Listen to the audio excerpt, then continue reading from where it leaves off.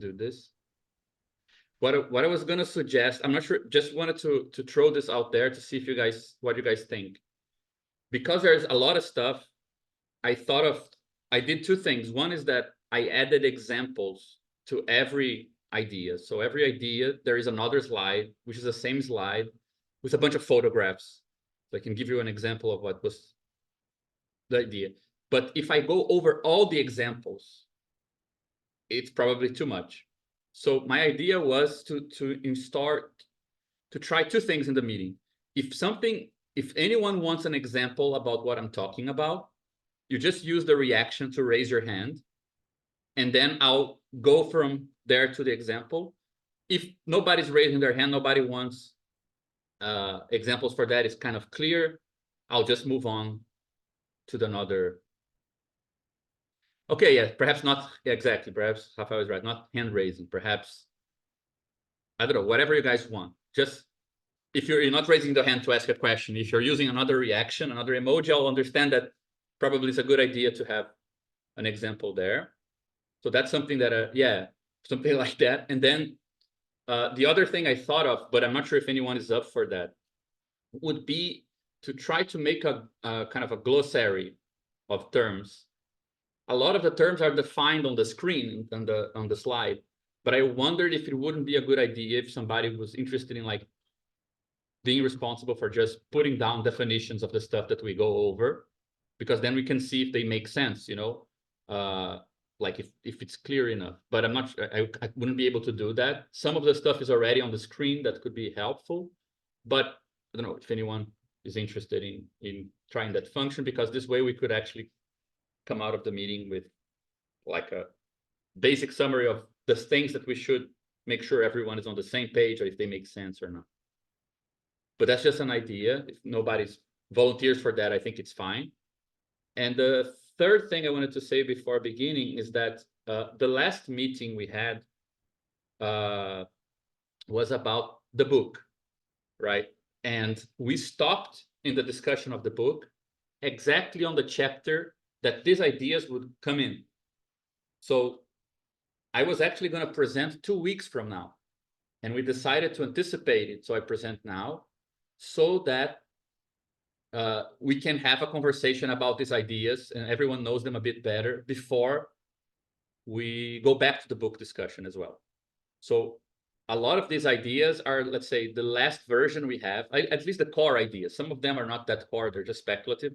But the core ideas are things that would go in what the current idea for chapter 4 of our book, right? So it's also good to either read the presentation, read the report I wrote, or watch the video later, or whatever, before the next meeting, so people have a good idea of what would go in that chapter one way or another, right? So I'll just share the screen. I'll assume nobody's doing any glossary writing. I know it's probably like 2024 who is doing that type of thing, right? So I understand. Let me just share the screen. Can you guys see this? Yeah. Okay, I'm just gonna open here the other stuff so I can track if anyone has anything.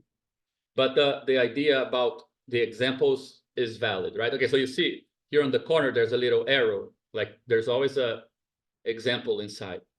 So I can open up the slide if you want, but I think if I do that with every slide, it's gonna be probably too much. So I'll use everyone's kind of how, if they're making sense or not. I'll use that as a do you want an example now, Dennis? I was confused. No, I just An example of what an example is. This is an example. an example that looks nice. Yeah.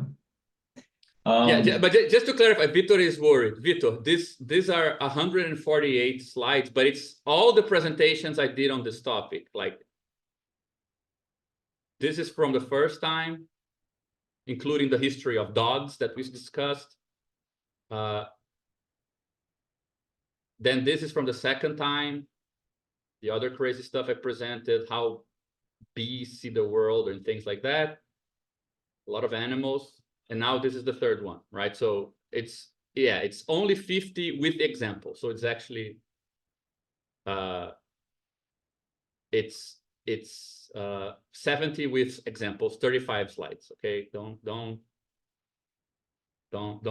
worry, guys. I've done longer presentations. So just to kickstart, to remind everyone, this was the project that I started originally, right? The first idea was to talk about, I mean, we didn't have a concept of nature in our framework. What do we mean by nature? How does it fit with the things that we are discussing? So the first presentation was, what's the concept of nature that goes with our theory, right? And that's a meaning of environment, right? People associated with natural environment. So there was a discussion of environment that had to do with, okay, how do we define nature within our framework? The second presentation was more about the idea of social environment. So it's a slightly different theory. The motivation for the second one is partially based on the work of Soren Mao and his idea that what Marx calls mute compulsion in the first volume of Capital, when he's talking about the way that capital constrains people to act in certain ways, to sell the labor power, not through direct violence. What he's saying is that capital acts through the environment. So what does it mean to act through an environment? How does social life exert pressure through an environment? That was the topic of the second presentation. And now we get to the third meaning of environment, which we're going to explore very slowly, because the third idea we had connected to an idea of environment that has nothing to do directly with nature, nor directly with defining what a social environment is this intuition that there's something about the theory of transition, political transition, economic transition, which is akin to the change between the background and the foreground, right? So one way of framing the problem of transition is asking, when does an island with an ocean around it become a continent with a lake inside of it, right? When does what's the background become the foreground, and what's the foreground become the background? Or when does communist experiments, which are an exception to the capitalist world, become the rule, and crazy weirdos who still want to profit and have a capitalist enterprise are actually the exception? So that's also a way of thinking about systems and environments, right? I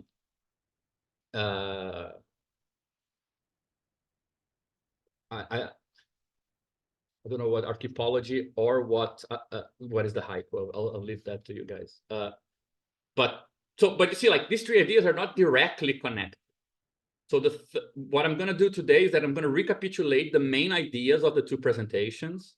And even though I think that they are very deep in terms of consequences, they're very important to what we're going to discuss today, I would try not to spend that much time on them, because I wrote a 40-page long report on these ideas, so you guys can read. I think they're clearer there. So I'll try to talk about them, but be slightly fast about it so that we can focus especially on these 2 points here. And then I know this is going to happen. It always happens to me. When I get to the last point, I have 5 minutes, and then I just say, like, yeah, it's about this and that, and then we don't talk about it. So that's probably going to happen. That's why I only have like 2 slides for this last part. Most of the slides are between these two things. This is the core of what I wanted to discuss with you.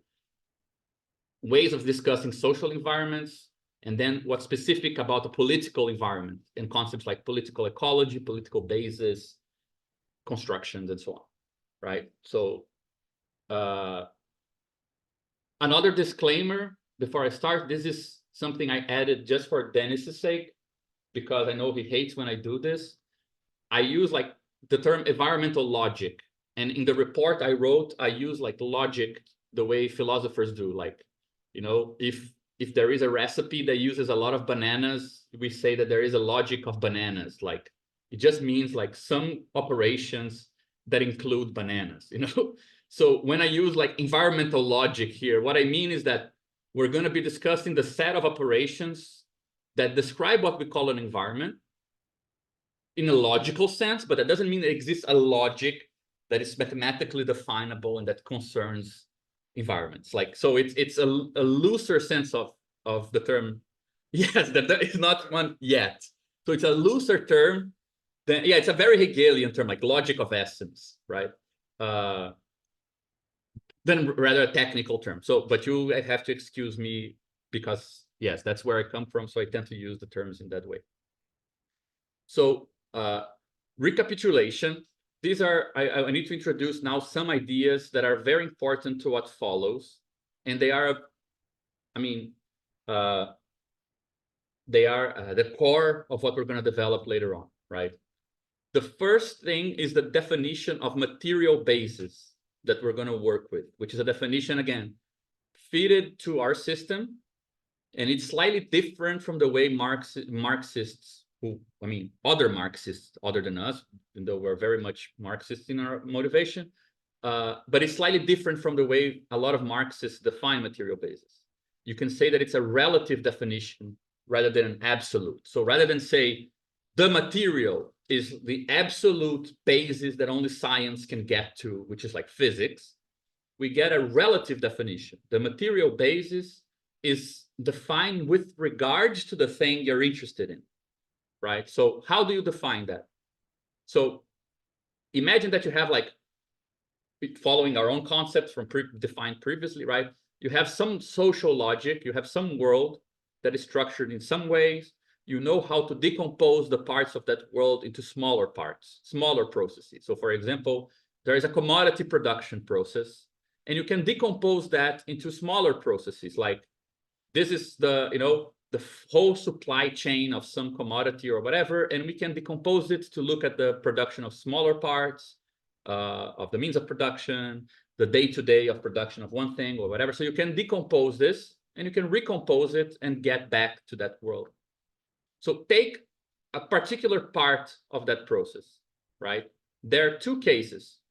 The first case is that you decompose it further, and the smaller parts that you just created, they remain integrated in the world. So the parts of the part that you chose, they are still part of the world. But it might be the case that you hit on a process, I'm calling it M for material, that it's black boxed to the logic of the world. So it is relevant for the world to reproduce itself, but you can't open that black box. And it's not that you can't open the black box in general. So for example, now I need the example. Say we're talking about the production process of a car. So here's our little car factory. Here's the car. It's being sold at this corny Honda store. You can decompose the car and look into, for example, the parts of the car. Well, you can buy and sell the parts of the car. They're still integrated into the commodity world. You can give the price of the intake manifold, of the water pump, of the oil filter, all these things, right? But say you want to look into the functioning of the engine's valves. Well, the moment you want to describe how the combustion chamber explodes and you get this mixture of whatever air and the fuel, and then this creates some other carbon monoxide and whatever when it explodes, and suddenly you're no longer talking about commodities, you're talking about physics. So you change the logic in order to open the black box, right? This is what this very pretty slide shows. To open the black box, you can do it, but suddenly the world you're talking about is the world of isooctane and oxygen and becoming carbon dioxide and water, and that's the reference for that black box. So you lose the context of cars, prices, and so on, right? So it's not that there is a black box that you can't open. You can. But if you open that black box of the material basis, you will be led to another world where the differences that make a difference to commodity production don't make a difference in this world. If they do, it's by chance. So this is the first important concept, the idea of material basis, which implies this sort of necessary perspective shift if you want to look inside these black boxes. And these black boxes, they have these double characteristics. They make a difference in a world, but they are indifferent to the world, right? A river makes a big difference to you know, what, how do you call this? Like a hidroeléctrica, like a power plant, right? A hydro whatever plant. But there are things about the river that don't make a difference to the plant. Only the differential, the course of the river, those things make a difference, right? So if you want to look into the river and open the black box of what the river is, you know, perhaps the particular composition of the water of the river, suddenly you're talking about biochemistry and physics and ecology, and you're no longer in the field of, you know, producing electricity to a city. So in that sense, the river is part of the material basis of the world where that power plant is, right? So we use this idea to define what nature is, because we say that nature is the synthesis of all material bases of a given social logic. So it's not nature with like a small n, like, I don't know, people use in physics, at least conceptually, the idea that there is something like a nature or whatever, but that's a totally different concept. I remember Moritz asked me about this when we first met to discuss this. So no, let's talk about capital N nature, right? Something that appears other to society, even if that otherness is like a partnership, an interpenetration in a Mayan society. That doesn't matter. It can be very different relations. But what we call nature with a capital N is actually when you take all these material processes and you try to find a global picture for them. That's condition one. And condition two, a global picture that is integrated into the social logic that dominates that world. So worlds that are dominated by the logic of affinity and gift giving constitute that global synthetic other as a partner, because the logic, the social logic of that world is that of partnerships and affinity and kinship and so on. And different logics compose nature as a resource for worlds dominated by the logic of contract, social pacts, states, and so on, and as raw material for worlds dominated by commodity production. This point, I mean, I think it's elegant enough, but it's not very relevant for the presentation today. I don't think I even prepared a slide for it. But it also gives us, it helps us to solve one problem that we have, that it's a technical problem still open for us, which is how we define a dominant logic in our schema. Our current diagram for the interaction between these different logics, it is balanced. The arrows are repeated in a way that no mode, commodity, state, or affinity has a privilege over the other. So if we're not going to change the arrows in the structure, where is the difference that stages what is the dominant mode going to come from? And my idea is that it doesn't come from the logic, it comes from the relation with the material basis. If the material basis propagates, the material basis of society is propagating a particular logic more than others, that is a dominant logic. But again, I think this is not an idea that's going to play a big part in the construction today. I was just going to, for example, talk about how you will get, you know, commodified relations all the way down to the production of energy, the control of fuel, the relation with whatever type of fumes are produced through the engine, and so all of those things are subsumed under capital.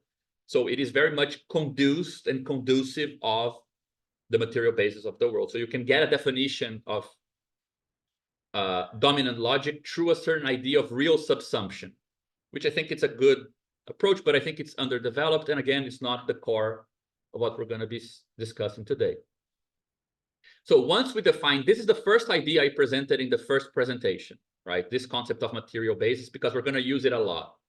The second idea we discussed, which is slightly separate from that, and we're going to be combining the two ideas as we go today, is the definition of environmental logic, right? How do we define an environmental logic? This is an addition to the previous developments we had in our theory. Our theory went as far as constructing this part here, which we call world logic, right? A definition of objects in a logical space that make up a social space. And we can define very neatly how social objects are constructed by a mixture of commodity, gift, and contract logics, you can have dominant logics, aligned and misaligned characteristics, and all sorts of interesting stuff. But that's a view from nowhere. That's like an abstract construction of this space of relations, right? So the second concept I introduced, this was actually introduced in the second meeting, was the idea of this big arrow, which we're still trying to mathematically define with the help of our math friends. But what does this arrow do? It does three things at the same time. It tells you how, it tells you three things. I think I have a slide here that helps with this. It's going to tell you to fixate one object. Sorry, it's going to tell you something like this. Choose one object of your world. So that's your first thing. So if you have a bunch of things interacting, it's going to say, choose one. Now that you chose it, you will take every arrow that goes into it, and you're going to bundle all of them. And you're going to call all these arrows that go into it the set of inputs. Take all the arrows that go outside of it and bundle them. And you're going to call this its outputs. And take every arrow that doesn't go in or out of it and forget about it. You don't have access to it. Well, once you do this, you get a very different picture of what's outside of this object. And we're going to call this outside warped or distorted picture the environment. And we're going to call this fixated object, which is our point of view, so to speak, which is now categorized in terms of inputs and outputs, we're going to call it a system. So it's an attempt to derive from the previous logic that we had the very distinction and the components of what we would call a system environment distinction, right? So for example, I added this example here. This is it's something like the previous world logic is like getting like an atomic, yeah, exactly. The slice category sounds like the direction to formalize this, right? But I asked Matteo about it and other people, and nobody could give me like 100% answer. This is the path, but I think we have something to look into. But just to give an example of the difference, right? So what's the world logic? Is this kind of view from nowhere of the relations between the eyes with the muscles and the skull and the muscles of the mouth that open and close. But you're kind of giving this kind of general relational description, right? Which is different from saying, pick a spot, right? In this case, it's not just the eye, of course, it's the whole system, right? And then define what's outside of it based on, you can only get the arrows that go in and out, and everything else will be reconstructed from the arrows that come in and out, right? So if you have an object A and an object B here, they might have arrows this way, but the relations between them will be now derived from the relations they have with the eye and the whole perceptive cognitive apparatus, right? So, for example, you could have a triangle here and a square. Well, they have relations with this face. They are like on the left side of the face. They are whatever. But once you fixate something, now say the triangle here and the square is here, the relations between them, which are real, you can only get to them now through the relations that the eye can capture, right? So that's the idea of like warping or reconstructing the outer world through the relations that it has with the system that we chose, right?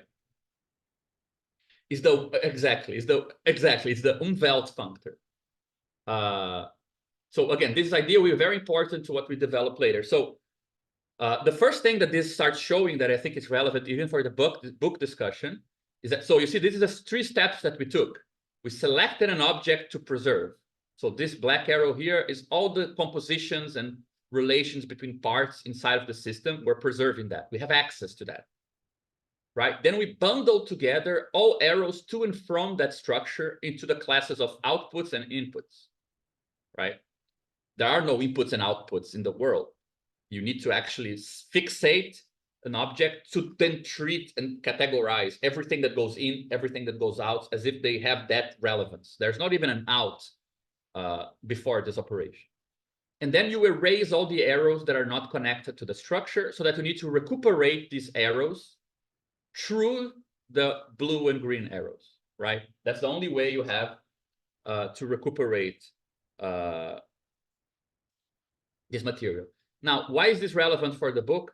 Because these three operations, right, this neat distinction between the composition of S, the interactive structure, and something that you need to make intelligible. This is the derivation of the three parts of the thing we call organizational Trinitarianism. So my impression is that that theory of organizational Trinitarianism only is valid after this point. For everything that comes before this point, this kind of graph-like, arrow-like structure, you actually have an equivalence between composition, intelligibility, and interaction, which is the equivalence in our formal theory between certain logic, certain topologies, and certain order relations, right? That's not a connection. It's not a codependence. It's just an equivalence. It's only after this operation that you can actually say that there is a codependence, where if you change the system, you will change how it can interact, which will change what it can know about the environment, right? For example, if you damage the eye or this whole neuronal structure here, it will change the way it interacts with the world, which will change how it reconstructs whatever it sees, right? So this kind of conditional structure, if you do this, then you change that, which affects that. That is not valid for this structure, because there are no conditionals. They're just equivalent, formally speaking. It's at this level that you get a codependent structure. So just think of this, Rafa. They're equivalent in the sense that, like when you read Logics of Worlds, Badiou doesn't need to say, if you change the logic, it will affect the space, which will affect the order of parts. It's the same thing. The logical description is the algebraic description. It's equivalent, which is equivalent to the topological description. They are the same thing described from three sides. So it's too strict. Like if organizational Trinitarianism is about claims like, well, if you change the composition of your organization, if you change how it's structured, it will interact with the world differently and it will see different things in the world. At the level of Logics of Worlds, that's not a statement. That statement is not yet constructible, because composition is interaction, which is intelligibility. They're the same. Again, I don't want to go too far into this, but let me know if this helped. Otherwise, I'll make note to clarify it later. I guess I just didn't understand what the difference. It was not clear exactly what the difference when this codependency established. You mean that are they not? My They're point not is anymore. yeah, before they are equivalent. They're even stricter. At this point here, talking about logic, talking about topology, and talking about algebra of these things, it's talking about the same thing. Sure. At this level here, this is where composition is. This is where interaction is. Okay. This is where intelligibility is. So it's actually separate. They're not the same. Yeah, okay. No, I understand now. It's clear. Okay. Thanks. But we can go back to this. I think that yeah, exactly. They appear as different regions. So they're assigned different, and it's actually exactly what's happening. The idea is that you create an environment when you spatialize different aspects of this equivalence in a way, right? So once you have this, you need to also separate something, because worlds have objects, right? These things that relate to each other in many, many ways. But what do you have in the environment? You don't have objects, because you can't see how things relate directly. You can only see how things relate through how they relate to you, right? So I kind of output something, I get some response. Okay, I get the feeling that there's something here. Then I output something else, I get another response, and I learn something about this. And then I can come up perhaps with a relation between these two things, whatever. But it's mediated by the idea of objects that appear for the system, right? The system becomes like a Kantian subject. Things are constituted for the system, right?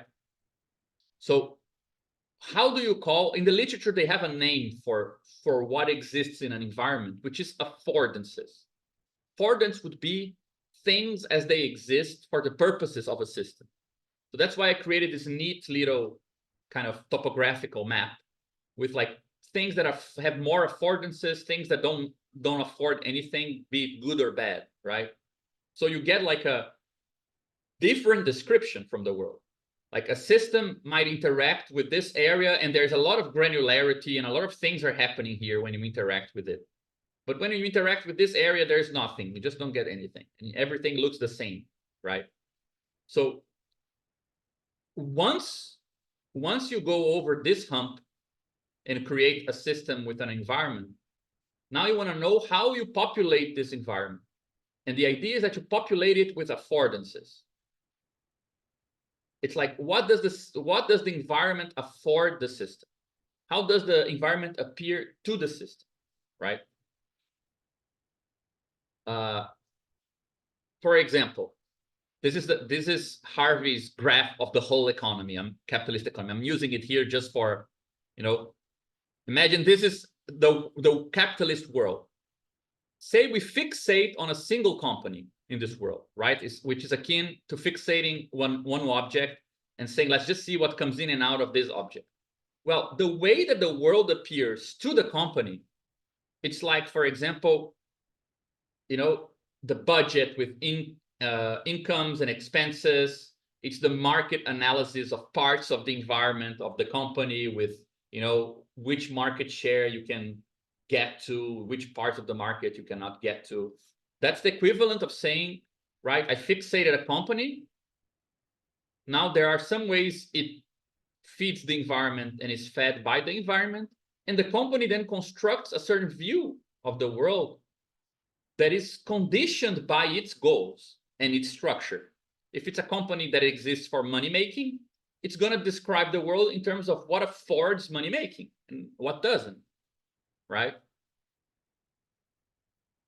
There is no absolute exterior, because there would have to be an absolute interior. So all exterior is relative to the system, right? But yeah. I'm not following all the conversations here, guys, but please tell me, Renzo. Yeah, no, then the question would be, how do you distinguish the exterior from what appears in the interaction? Like, if it's a relative appearance of the exterior, isn't it already happening at the border rather than at the exterior?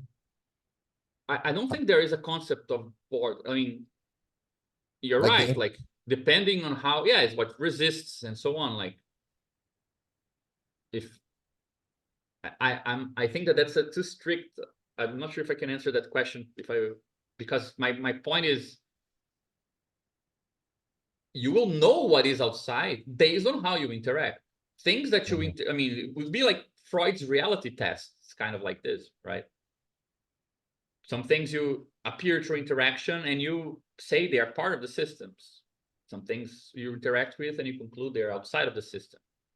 The exterior has different degrees of existence according to the object's affordances, exactly. So the degrees of existence now are conditioned degrees of existence. They're not logical degrees of existence in a lattice that is of the world.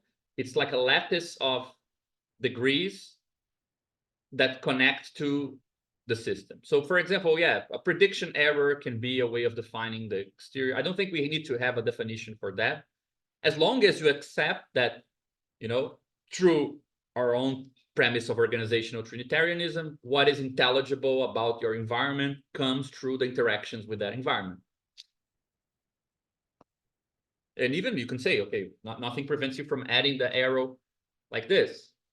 So you interact with parts of yourself and also make yourself intelligible to yourself, right? But that basic idea is important, right? That what's here is not the same as what's here. It's not only that, oh, now I will by chance interact here and I will make this object pop up again and I will recognize it. You know, it exists. And now through my system's interaction with the environment, I find that object again. No, the way you're going to recompose everything is going to be conditioned on your system. And it surely has a relation with the real world, but not necessarily a clear relation. It can be very warped. I'll try to give examples of this moving forward. Yeah, I mean, you can say that things exist for a system that don't exist for the world. For example, this big hill here, if you look where it is in my little drawing, like this second one here, there is an object here and an object here. But for the system, it's kind of one thing because I never interact with those two objects separately. So probably the system has a name for this hill, right? But in the world, there is no hill. There's only these two objects here. So it is, you can get pretty dissimilar, right? I want us to keep the idea that you don't have like just pick and choose of objects. You have a actual reconstruction, constitution of objects through affordances, right? I don't understand the question.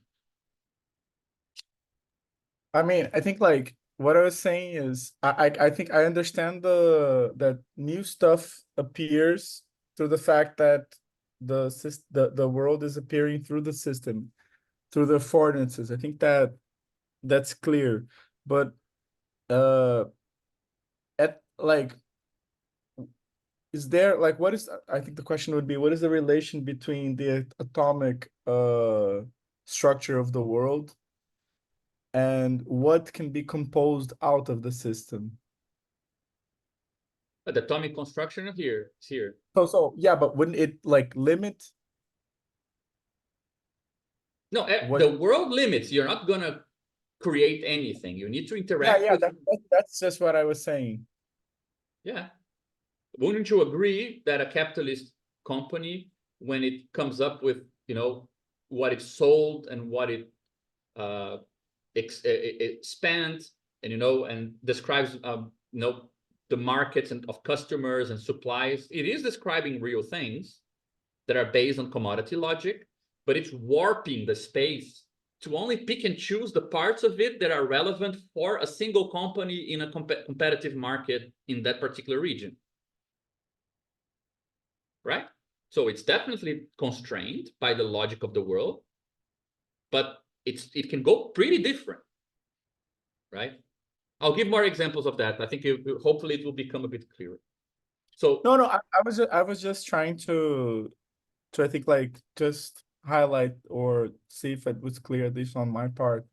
yeah, but think of this always like that. It is constrained. Like you don't forget. no, yeah, no, I think just as something to emphasize, because just so we don't, just so the newness from the system is clear, you know. Yeah, I think also the other important thing is that it's novelty in the sense of new terms, new appearances, because of oldness, because this composition is exactly the same. Yeah. So this is fixated, this logical structure here. And because you're only allowed to use these building blocks, you're going to rebuild the whole world in a totally different way, right? It's like, it's not like I paint a different picture because I have imagination. I'm going to paint a different picture of my surroundings because I can only use the colors of the system, right? Because I restricted to the atomic logic of the system, I then get a warped, deformed description of its surroundings, right? Limited description in many senses. So the other concept that we started looking into is the idea of niches. A niche in an environment is like a facilitator. So for example, say that this system needs to learn about its environment. You can find places in the environment that facilitate learning about the rest of the environment, right? So for example, it can be a niche that if you interact with this niche, it gives you a bunch of information about a bunch of things all at once, rather than just giving you information about that particular region, right? So these are 3 examples of niches that you get from the environmental cognition theory. It's not what we're doing, but that's where the term comes from. So you're lost in a city like this poor person here. Look at her. She grew old just by looking around and not finding anything, but then she finds a map. A map is a part of the environment that affords you a lot of things in many directions. Like once I know I'm here, I also know all these things about my surroundings, right?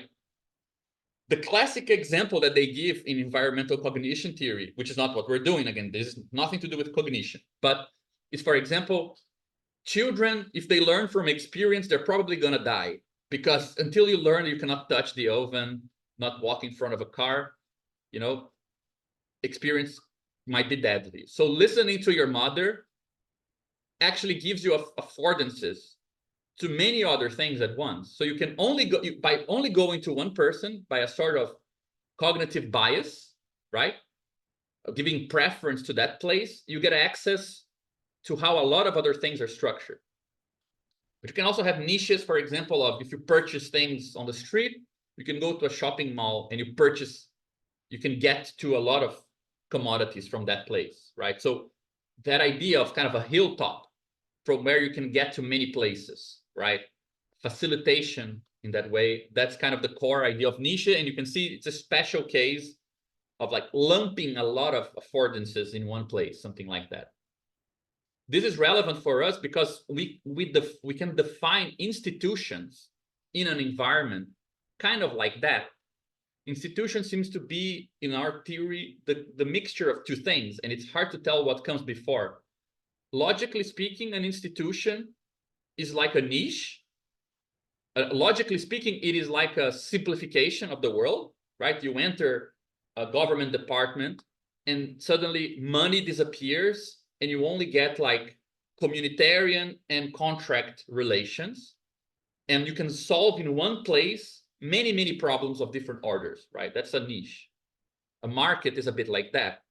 It's a place where communitarian things disappear. You only get state and commodity logics. And in the market, you can solve many, many things all at once. Things like that, right? So these were the concepts that we introduced in the 2 previous presentations, right? Different definitions of nature based on the different logics we have, the idea of environments, social environments, insofar as the logical constitution of social systems will create environments that are distorted by that social constitution, right? The idea of affordances in the system and the idea of niches that are inside of that space. So that's kind of where we were before today's presentation. Any questions up to this point?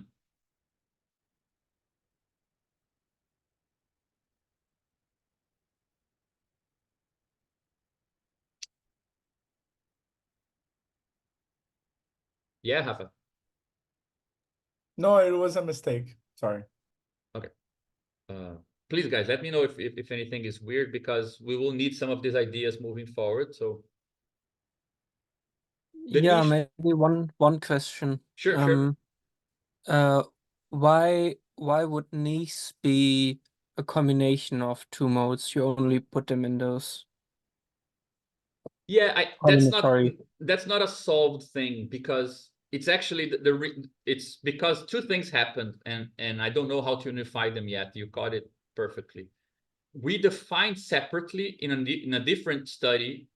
We defined that potentially institutions would come here. So it was a different approach, and it looked like a good direction. And then separately in this discussion of environments, it looked like niches could be the basis for institutions as well.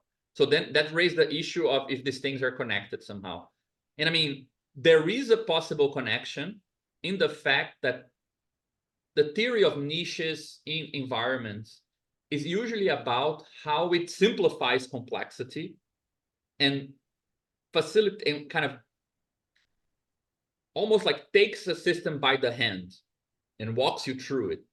So there is some sense of niche being connected to simplification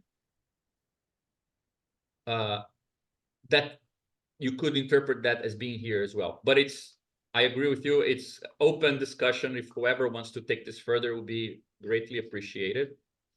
I don't think it's necessarily sound.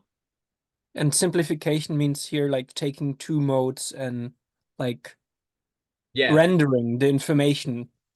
through sort of them. like, yeah, okay. Yeah, something like rather than getting this complex object where you always need to have like these three approaches at once, you remove one, and when you remove one of them, the other two tend to be easier to make consistent. It looks like it's a more consistent thing. Mhm. And in fact, if you think of it, I mean, just going very briefly into this, anthropology seems to be the field that anthropology seems to be the field that studies this type of thing, human exchanges, and doesn't deal very well with the state. Sociology tends to be the field that studies this type of institution here that's more connected to, they become consistent objects of academic inquiry because you can objectify them in a certain way that you can't here, which is further more complex and hard to treat, right? And economics seems to be something that appears here. So the three academic enemies of Marxism are derivable from our approach. Yeah, exactly, like a projection in a lower dimension. I think it's something like that. Yeah. But again, these are like interesting ideas, but somebody should sit down and try to see if they really make sense together. I think that it's promising, but not complete at all. But definitely agree with you that I went over this like it's nothing, and it's not so simple.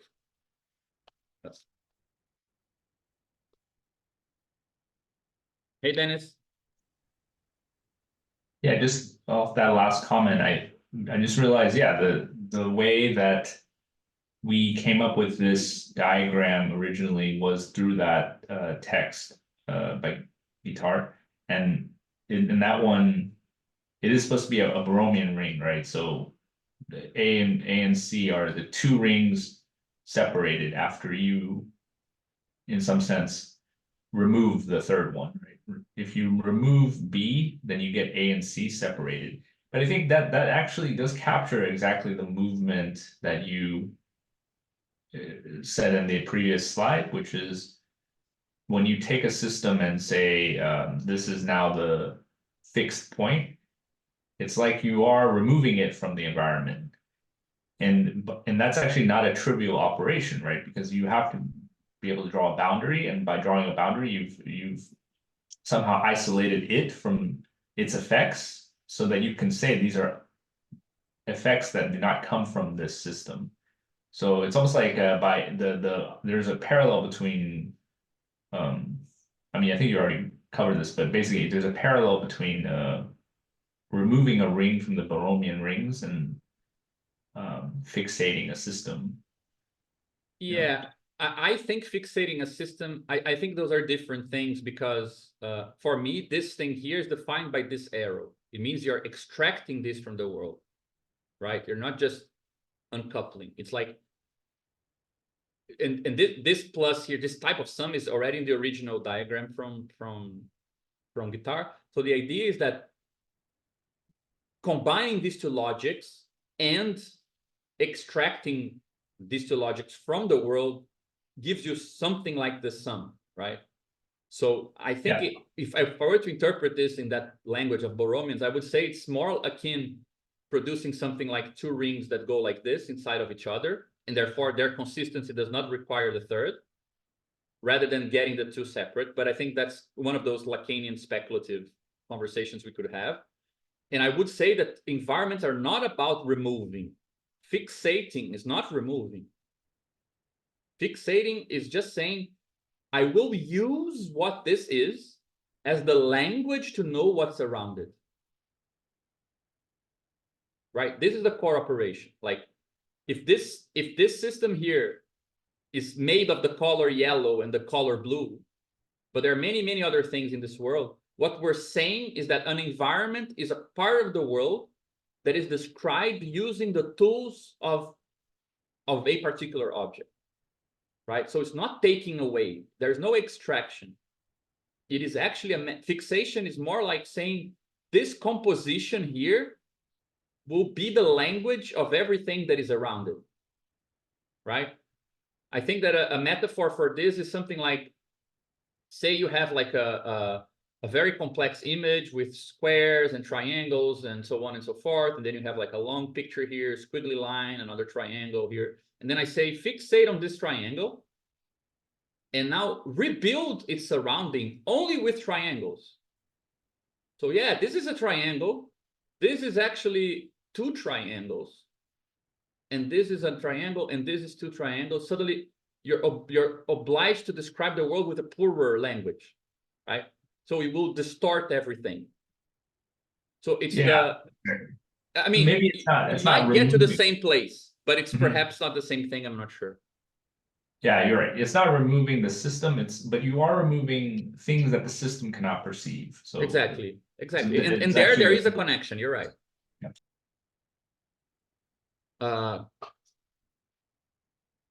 The two worlds, no. The niche is a specific object that only interacts with certain worlds, with two certain logics, you mean? Yeah. Yeah. So that's something like that. The idea that institutions generally, like the police, the banks, and so on and so forth, the tendencies that they do seem to compress, like there's a trade-off. They compress information, something disappears, and in exchange, you get a lot of affordances in the same place, right? How those two operations relate, I'm not sure. Since I'll leave that to as an exercise for the reader, right? But we can use this example we were talking about to get to the first category that I wanted to introduce today. So we didn't get that far, right?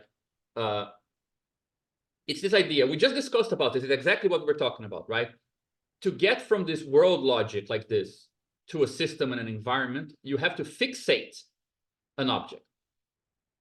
So how do we call this relation between a system and an environment? My proposal is that we call it the experience of the world by that system, right? That's the environment, the experience of the world by a system, because you're using the system's composition as a lens to learn about its environment, right? So that's the arrow going from worldly logic to experience. Now, if you try to do the inverse, you won't get back to the world logic. You will get a mapping that will use the experience to create a figuration, like to create a picture of the world. And you can already tell that these things are different, right? This arrow is not invertible, not monotonic or whatever, right? And it doesn't imply that every system has a cognitive capacity to create this. It's just that if it does create, it will be constrained in this way, right? So I can give you examples of this. So for example, if we go back to the capitalist world and you fixate the object, which is a company, you get its experience, which is what comes in, what goes out, what it learns about its customers and suppliers and employees and so on, based on these incomes and outcomes and its attempt to maximize growth and capital and profit, right? But if you try to expand this to a vision of the world, a figuration, what you get is like rational agent theory or some weird microeconomics where everything about prices is subjective and based on utility margins and whatever, right? This is akin to living in a spherical world, but you are fixated in a point. You walk to one side, you walk to the other side, you walk up, you walk down, everything seems Euclidean, and then you conclude that the earth is flat. You're generalizing out of this experience as if that covers everything. You're taking your environment as the basis for the structure of the world. So negationism and flat earth theory is just symptom of this type of procedure, right? Perhaps is the most heroic form of conspiracy theory, or just bad theory in general, because it's just the pure theory. It's the pure procedure of generalizing local Euclidean properties to a surface in general, in a way that is implicit in this very process here. Taking characteristics of your environment and assuming that just because that's how you reconstructed affordances, right, that they describe the logic of a totality. So that is just an example of how fixation and figuration are not inverses of each other. You don't get back to the world. Does that make sense? Yes, exactly.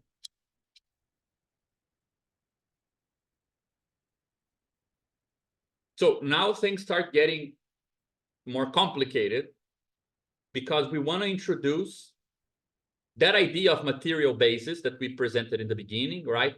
The point at which if you continue to decompose the world, you get to parts that are black boxes and that you can't open without leaving what's relevant for that world. And we need to see that that category is itself split into three. And this is something I'm still struggling with. I don't have an intuitive description of this, but this will be very important as we move ahead, which is the idea that, well, from inside of a system, the material basis appears in this way, because you can decompose your parts. I can say, our company is built with a certain organogram. It has this many employees. These employees work this many hours, but you are going to hit the floor of what's relevant. Probably if you're a manager, you know, the names of your employees already start being a problem. What they care for, how they live, who they are, doesn't matter. And if you were to start talking about who they actually are, you would have to leave the company as a world or as part of the capitalist world to talk about other things that matter in other contexts, right? But there is another black box, which is the black box of the environment itself to the system, because we don't know what's out there, right? And even when we do know, when we do like reality testing, prediction errors, and we start reconstructing what's outside, how can we tell if the constraints, the force, the resistance of the environment against the system is coming from the logical structure, the white here, or from the system's or the environment's material basis, the black, right? So for example, you request something from the government and the government responds, we don't have money, we don't have resources. Is this a political issue? They have resources, but they are sending it elsewhere. Or is this a material constraint? There are no resources. This is left as an enigma, right? Even as you construct the relevant actors or entities of your environment. So there are three different, there is a modulation of how logic or open processes and black boxes can appear in this structure.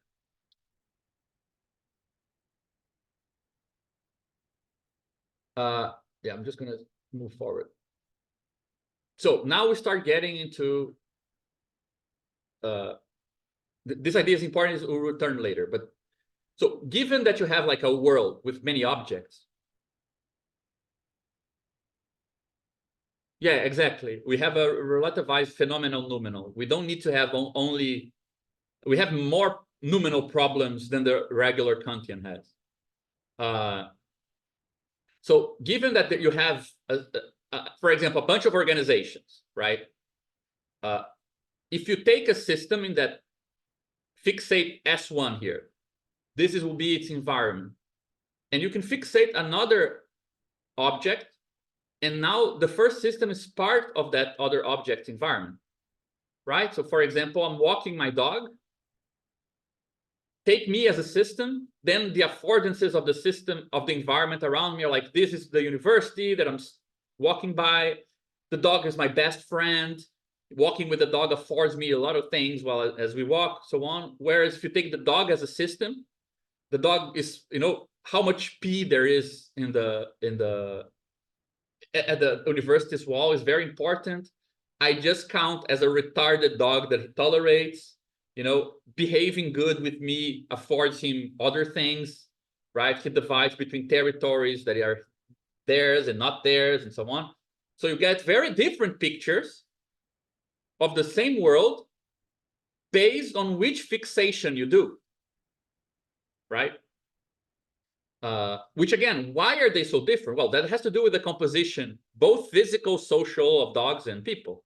In fact, the more dogs and people are socially co-domesticated, the more their environments actually converge as well, right? So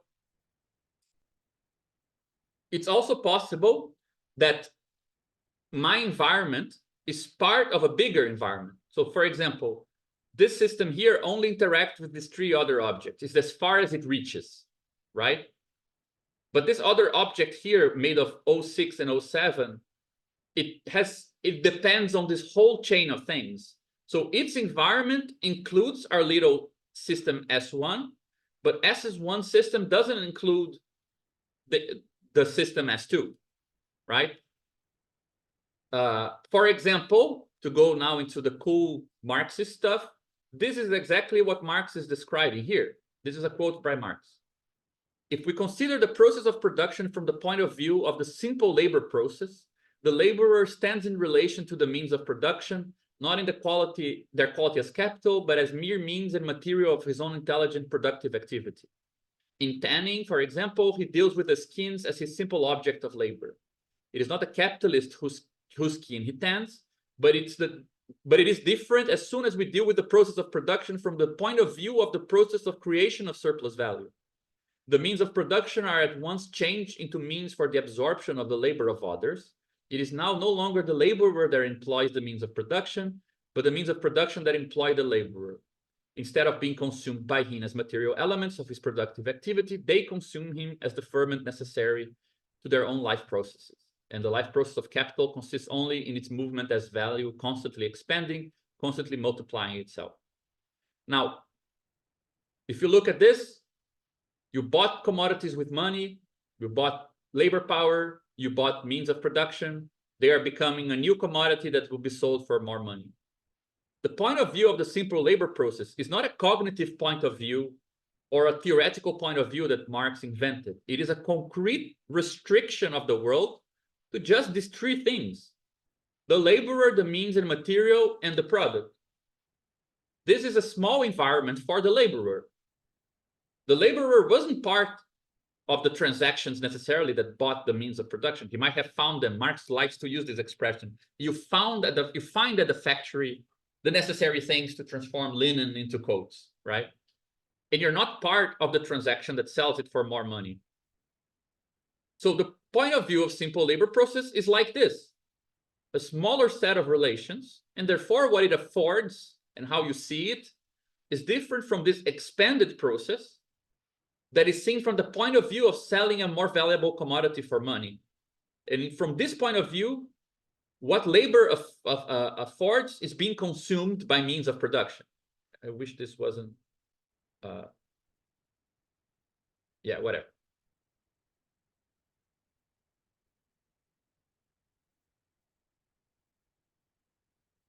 Does it make sense, right? This is a really good example, in my opinion, of how what Marx calls a point of view in Capital are concrete fixations based on different objects. And because in this space here, I didn't plan for this, but this is perfect, right?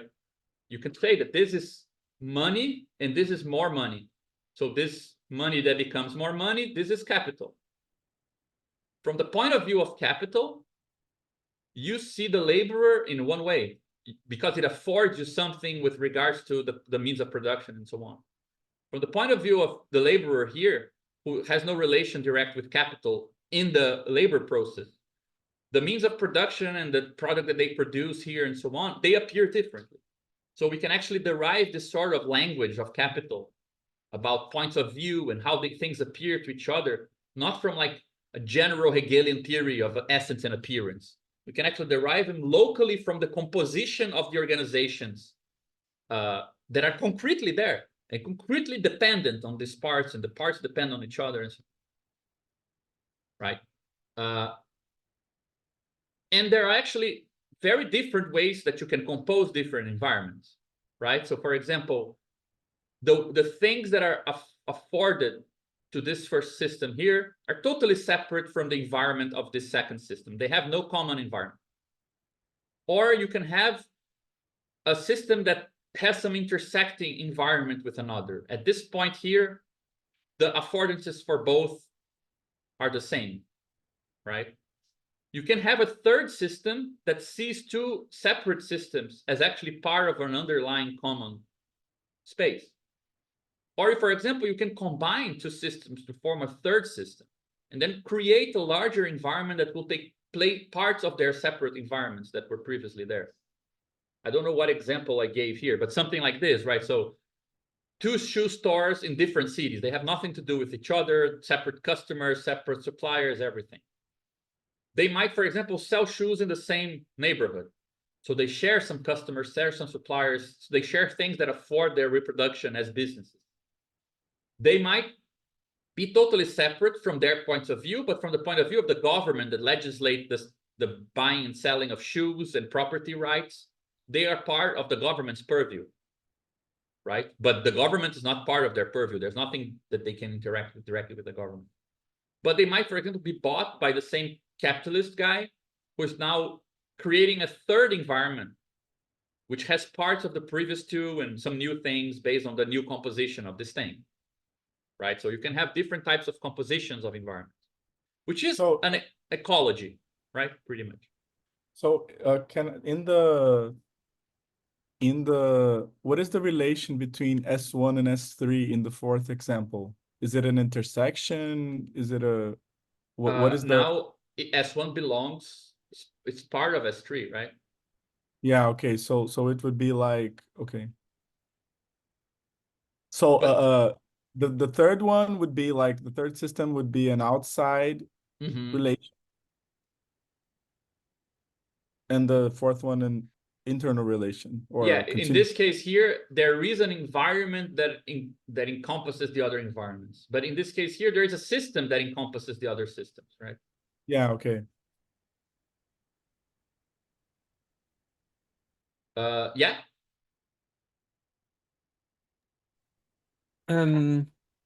Now you have introduced another system, but is this now about like how does one system know that, how does it get to know that this other stuff over there is a system itself that also has a view on the world? All right, Or is I it mean, like, for example, let's say that this guy here remains, like the stores were kept, right? But they were bought. So now there is a manager that manages the two stores. I don't know what these guys are doing. So kind of this environment remains my own. And this guy doesn't know what the other one is doing. But through the internal composition of the stores, because the stores are now part of a bigger store, you could say that there is an environment that overlaps the two of them. So, I mean, every time I add the system here, like this perspective here is just so we can know if the environments intersect. Because to get one system or the other, you would have to fixate. I mean, nothing prevents you from fixating many things and looking at them together, but it wouldn't be the view of that system, right? So in this case here, that's why I added it as a kind of dotted line, because from this point of view of this first one, the environment has nothing to do with this other environment, right? The way to perhaps to answer your question is to say, imagine this is a sequence, right? First, we looked into S1 and its environment, and we know what are its affordances. Then we looked into S2 and we checked its affordances. And we are checking that these two things don't intersect. Now we looked into a third system with its environment, and we saw that it does intersect with both E1 and E2. So that's it. But that doesn't mean that now we have like a point of view of everything, right? It's just that there is a point of view, which is system 3. which can have an environment that includes two disjunct environments.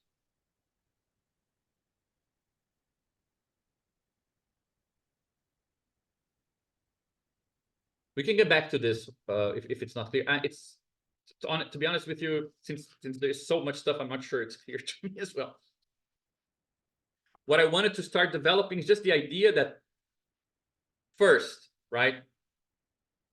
Just because because objects or organizations are in relation doesn't mean they see the world the same, right? Second, just because one system has the other object in its environment doesn't necessarily mean the inverse is true. And third, you can compose environments. And this logic here, disjunction, intersection, enveloping, and a sort of crazy synthesis here, they are kind of the grammar for how environments might be composed. That's what I wanted to get from this point, right? But we have a problem because all of this is done in the idealized, pretty world where there aren't three social modes. Meaning, this object has a composition which mixes commodity, commodity contracts, and affinity. So besides the fact that, you know, you get different points of view depending on the system you fixate, the fact that you're fixating on systems that have different dominating logics, perhaps, means that the level of discrepancy between their descriptions of the same objects can be very high. Right? So for example, imagine this little neighborhood here, and we're fixating on the supermarket, which is mostly a business. The way that it describes its environment is based on the car is a consumer because it consumes fuel as much as a household that consumes goods and food. You know, this house might be a bit different. I know its phone number because I have to call a worker who lives there, but everyone else is a consumer. I only meet when they come to the supermarket. And perhaps the library and the school are more intense because they afford more cells than the households. Whereas if we fixate at Ruth's house here in the corner, the way that this household discerns its environment is totally different. There is some overlap because the supermarket is a place that connects with commodities and means of subsistence. The library is the place of work. But you get things that are discerned in terms of being strange or being the place of friends. Things that are totally relevant for the supermarket, like the park, might be very relevant because that's where the children play. The school is relevant because the child's school. So the description of the environment from the point of view of the supermarket or Ruth's house can actually be very different, right? So you can get incongruent descriptions of very similar objects. They can actually point to totally different places, because they are composed differently, right? So we're giving a bit of meat to the theory of how the composition affects the intelligibility. And we're saying the composition affects the intelligibility because there are three modes coming into this composition. And they might be organized differently for this system than they are organized for this system. And then this will affect the logic of what's around it, right? It's kind of a direct consequence of everything we've been studying, but it's important to lay it out explicitly, right? And because this allows us to introduce the consequence of peripheries on environments. Say you have a bunch of objects and they're all aligned in similar ways, right? And we can say that in aligned spaces, the affordances in one layer reinforce affordances in another. So your interaction with the law is whatever it affords, it also affords the same thing or in a similar direction at the level of commodities and the level of community. So to stay on the side of legality, to stay on the certain side of community building, to stay on a certain side of productive work, those things, they push each other in the same direction. The affordances compile in a neat way, right? Which facilitates the production of institutions in that sense of places that can get you to many places because the other places are kind of structured in a similar way. So in aligned spaces, you would get reinforcement of the environment, right? And a homogeneity of social composition would increase compatibility between different systems environments. So what everyone sees starts to become more similar.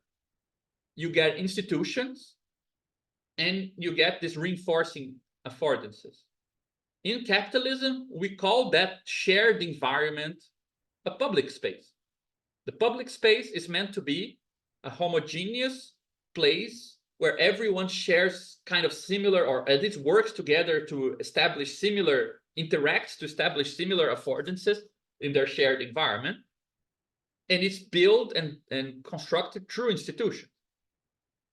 Whereas in peripheries, where the logics can be very disaligned, and one object is a worker outside of the law building some type of community, where the other is to remain, it's inside the law, doesn't have strong community ties, and has no employment or whatever, behaves as part of the economic dimension in a different way.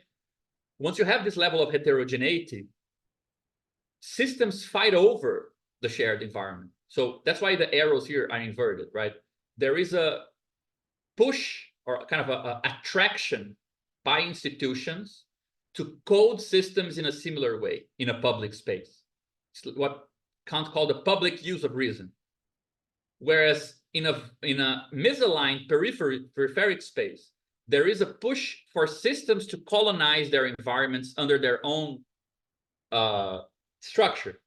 There's a struggle over the space, right? Which is what we called in our text a vulgarization process, right? So the shortest path to affordances in a misaligned space is to fragment the space, to not treat it as a shared space, because you don't know if the affordances will meet with other systems, right? Whereas in a public space, you can trust institutions to facilitate connections with whatever you need to get. I don't remember if I didn't add a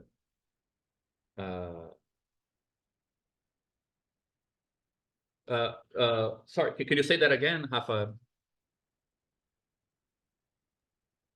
The first thing I was mentioning is if like if we could say that when we have an aligned social environment, there's a degree where we can envelop the different sets of affordances,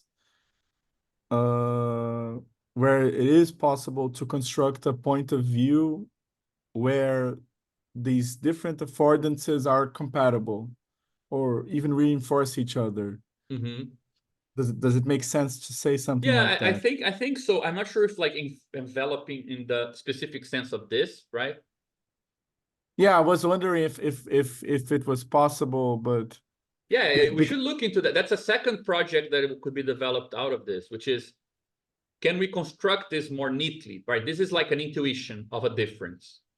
Can we prove this to be the case more neatly using these distinctions between environments, the fact that environments are conditional in composition, the fact that peripherization implies a more heterogeneous level of compositions?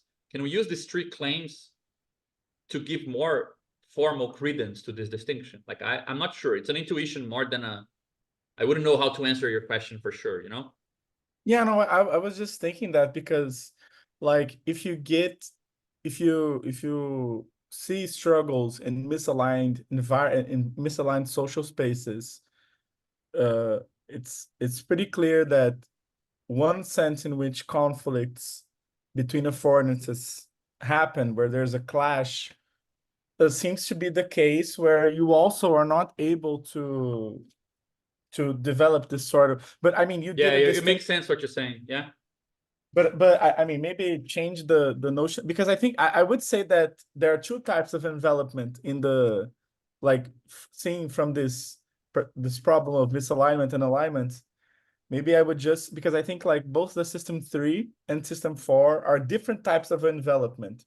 One through the environment and the other through the system. But I think that it's really helping, at least for me, to map better some points of view of conflict. Yeah, I think it could, I really wanted to go deeper into this. I think that there's a lot of things that we could use. But what I wanted to complete, like this part of the presentation, I think that there was a really nice kind of conclusion, right? All these last slides have been about ways in which environments from different points of view can be very different, right? Once you fixate a system one, fixate a system two, you can get very different descriptions. You can get like descriptions that don't include each other. You can get like disjunct, intersecting, envelop, recompose descriptions. You can get like different compositions leading to these very different approaches. So with all of this in mind, I think we can actually define what is the organizational point of view. Because my proposal in the beginning was that we only start talking about organizational trinitarianism, in my hypothesis, once we get to systems and environments. So we only need a definition of organization at this point. Before this, we have like social objects, logics, and so on. So when do we need the idea of organization? When we have a set of objects and two environments based on two systems. And then we say, what is a system? What is an object that you can see both as a system and as the part of another system's environment? And that's what an organization is. It's that invariance, right? So the idea is that a definition of organization is the point of view that takes what's invariant when you see a part of the world as a system and as the environment of another system. Because those two things don't match, right? And it's almost like another way of saying it's like looking at an organization both as a composition and as a set of affordances, right? Which is to say, looking at an object both as means and as an end in itself,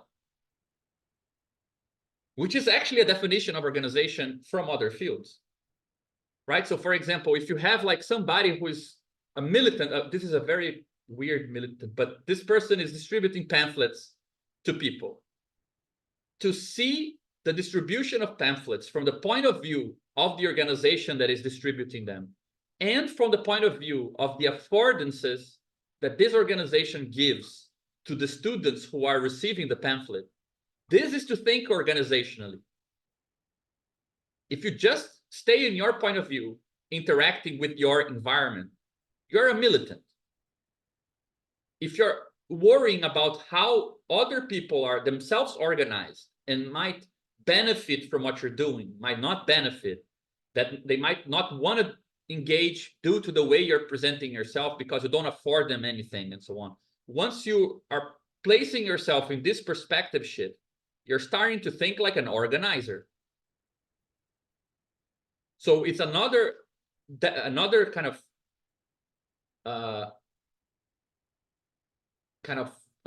clue to the idea that the organizational point of view is really at home at this level, you know, because you start being able to derive and define things rather than take them for granted as we did in other points of our theory. It's not the organizational point of view of that diagram with the org. That's something else. Forget it for a while because it's actually very poorly defined. This is like a strict definition at some point, right? And it's not a political organizational point of view. And that's what we're going to introduce exactly where we are right now. So if to think about organizations is to think about, well, these objects here can both appear as affordances to a system, or they can themselves be seen as systems that are engaging with whatever the environment affords. That's thinking organizationally, right? Where does politics come in? And that's where we're going to move in now. Sorry, Rafael, what you're saying? I was thinking like if the organizational point of view in this restricted sense that you're treating here, if it is like, if it's a certain system in itself, you know, in the sense that it is a system where its affordances are the capacity to see its environment as being composed of different systems, or no? I don't think so, because that would be the point of view of the totality, right? No, Like- but it's not told, you're not necessarily, I'm not saying that everything comes out as a potential, or maybe I just didn't understand this, where this is coming from. Because I get the phenomenological part, but I don't think I understand the structural relation then. Like, what does it mean then for this arrow, this org arrow? What does it mean to say that It you are just means to treating? say that you have a composition here, Uh-huh, and there are things you don't know here sure. that have to do with affordances, right? Uh-huh. It means that you are also something unknown that affords something to some other system composed in another way. Sure. That's No, all it okay. means. No, but I was asking if that, like, what At this point, it has no relation to that diagram. It No, has no. nothing to do relation to that diagram Diagram. with the arrows. Oh, but I wasn't even thinking about that diagram. Okay, But okay. It's just because I was reading here no, yeah, I put org, but I was thinking in relation, because I was just wondering, like, this is like a simple question, but what does it mean in this sense? Like, if this is like looking at other organizations, what does it mean from a system point of view to adopt this point of view? Because a system it's will not a have point its. of view. I didn't call it a point of view here. Oh yeah, okay. So what is it? I don't think there is this point of view. No, okay, but what is this relation then? It's not a relation. It's just a definition. Like, when you're acting in this way, you can act as if, whatever you're trying to do, you're looking at everything as a means to get to that end, or you can approach what you're doing as if you're the means for other things to get to their ends that you don't know very well what they are. I can Yeah. see that you could change things, change your system to make it more amenable to act based on that. But I think that this is a simpler definition. Like, this is just, let's say, if you make that effort of fixating some other object rather than the object that you are, and therefore start acting, okay, from that perspective, I'm also affording them other things that don't coincide with what I want to be, right? That would be that something is invariant under those two things. That is the fact that there is an organization. Like, I'm not sure, like, the arrow needs to have a phenomenological meaning, or that it needs to constitute a point of view you can access directly, if that's your question. Yeah, no, I think like the question was just like, what does, when you say this changing a fixation, what does this imply? Does this have an effect on the system, in the system's relation to the environment? No, all these things are happening at once, right? For example, you are in a point of view looking at the computer. I'm your computer screen. You're in my computer screen. I don't need to change. Those two things are happening at the same time. No, yeah. Yeah, I don't think but I don't think I'm being able to express what I'm not getting exactly. So I'll just leave it for a later moment. Yeah, for example, I think that, well, anyway, I think that this could be amply developed, but it's just this idea of, for example, you can say, you can perhaps try to do this if you were to develop this further, but you would need many more conditions. You could say, well, there is an arrow from this to this, where I'm looking at my own system based on, let's say, reconstructing what I see from this place here. So, like, this is system 2 in my head, and I'm going to put it here, and I'm going to look at myself as if I'm looking from the outside. I don't know. And then you get something different than how you act with your environment. Perhaps, I don't know. But the point is that there is a definition of organization which might have the consequence that it is not a point of view, just a comparison of points of view. For example, this this is actually, I took this from Victor, like from the militant inquiries, right? We know that when we do a militant inquiry, we are still an organization and we're listening to another organization in our environment describe how the world looks from their point of view. And thinking organizationally seems to have to do with that comparison. But nobody can access that directly. Like, it's not a point of view you can get Yeah, from no, your I think just to be clear, I wasn't talking about a point of view as like a third point. I was just, but yeah, I get that you're just positing this, this. Yeah, just try to make start making it more concrete. And I think it will, I mean, we'll get back to this in the third part of the presentation, which is the last, since we're not getting to the fourth. For example, another way of thinking about this is just this. You get those three ways that black boxes can appear, right? The black box for a system is a part of it that you can't decompose. A black box in terms of interaction is the black box of everything that is outside of you and that you need to investigate.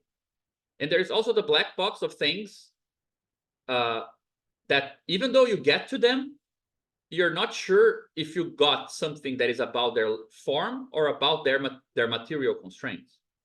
So it's thinking organizationally has to do with these three things. There are processes our organizations relies on that are not part of it. There are unknowns about those we interact with. We can only clarify by action. And there are questions about the limits of other forces we cannot learn from interaction. Because when we interact and clarify, we'll still keep this ambiguity. The only way to learn about this distinction is by thinking of ourselves as another's environment, turning this back into this. So I interact with another in an amicable way. I can't tell if they're forced to be like that to me or if they're acting due to mode A. I can't tell these two apart, but I could think of myself as a system. And I know that amicable relations still have some black box, and this can be turned into that. So you try to move between these three things, right? So this is actually just an addendum because I think that it clarifies why organizational thinking tends to happen in peripheral spaces. Because the larger the incongruence between how one thing sees the other, the more you need to make this movement all the time, because the other doesn't give back your image of yourself, right?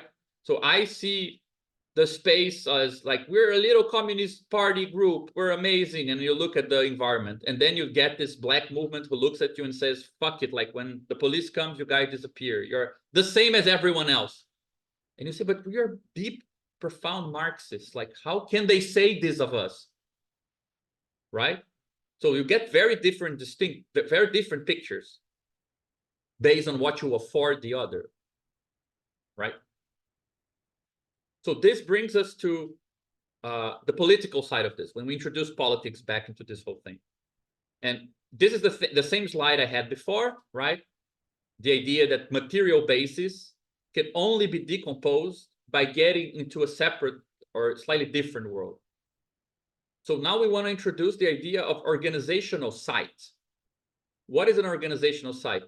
Is a place where you hit a black box. But you can, because I call it organizational, because it can be a black box in any of these three ways, right?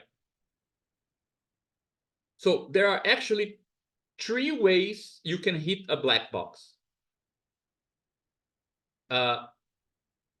And I discern them in this idea. The first is a black box, which is a non-site. It's not a site in the sense of a potential place for politics or potential place for intervention, because you hit something undecomposable. But if you were to decompose it further, it just takes you to a non-social world. For example, the car engine is inside of the capitalist world. You can buy and sell it. But the moment that you are actually discussing the way that the engine works and trying to build a better engine just for the sake of making good engineering is not inherently capitalistic. So you actually move to the world of engineering. Of course, you can add constraints. do this just below this price, make it cheap like this, only use this amount of labor power, but that's extrinsic to the space of possible solutions for better engines. The example that I have here is nothing to do with this. Imagine you have like a political space organized in a favela of Rio that is bringing together people to rap, like battle rap or ciphers or something like this. There is a lot of political involvement at this level, and it depends on the actual rhyming of people. But the actual rhyming, if you want to look into it and discuss how good the rhyming is, it will actually take you to the world of comparing the rap to rappers and freestyle rappers and so on, with the new black box, which is, let's say, the sound or so whatever. It has nothing to do with politics. So if you open the black box of what's below the surface, what's like an inexistent part of this discussion, you don't go to a political or to a social space. You go to like an artistic discussion. You can have a black box in a social world that when you open it, you realize it's only a black box in one layer. It's not a black box in all layers. So for example, you can have a company that has a lot of harassment. That harassment is happening at the level of mode A of personal relations below employment relations. And you organize and you bring that, you decompose that, you name the culprits, you bring it up. But what you're doing is bringing something that happens at the level of mode A to a layer that didn't recognize it, which is mode C. And you get like eliminating violence and harassment in the world of work, financial sector workshop, which in fact is just like bringing to level C something about level A, but potentially harassment still happens. It's not, you didn't necessarily structurally change the world because the conditions for harassment, which have to do with the power relations in a capitalist enterprise, are preserved. But you can have, or for example, this, you can have like a big agribusiness is going over and running across, destroying demarcated land for indigenous peoples. They organize, they achieve, the demarcation of their lands, but it's not respected because the power that actually drives agribusiness, which is capitalist relations of production, remains unchanged. You just took something from mode A and you forced it into mode B, where it wasn't recognized. Right? So these are, I'm calling relative sites, because you're taking something that is below the layer of one logic, not all logics. It's not below, it's not a black box to the social world. It's a black box to one of the layers of the social world, right? And you're making it appear. And what we call a strong transformation or an absolute site is a black box that is a black box to the logic of the world in general. And the only way to open that black box and look inside of it and talk about it and discern what's there is to expand the social world, the one that you're in. So for example, if you have the situation in Palestine and all the world forces that are involved in keeping Gaza and the West Bank the way it is, if you actually free Palestine in that way, you need to change the whole logic of the world to make this transformation. It's not just one layer. You can't just change recognition of Palestinians by a state. You can't just, change something from mode A that is missing on mode B or whatever. You need to actually affect the capitalist logic that is behind the maintenance of Israel the way it is. So it's not just one layer going up and being kind of coded by another, like not having rights. Suddenly the state recognizes your community through its own right structure. It's touching on something which is invisible in that world, so that if you make it visible in the sense of discernible, you can decompose those processes even further, name the parts and so on, organize them differently. That implies that the whole world needs to change to accommodate that, not just one layer. But even in that case, you're just locally compromising and transforming its overall structure. If Israel, if Palestine is free, there's still everything that's going to happen in the next day to propagate that transformation, right? But you can tell that the amount of things that would have to change in the world, it's enormous.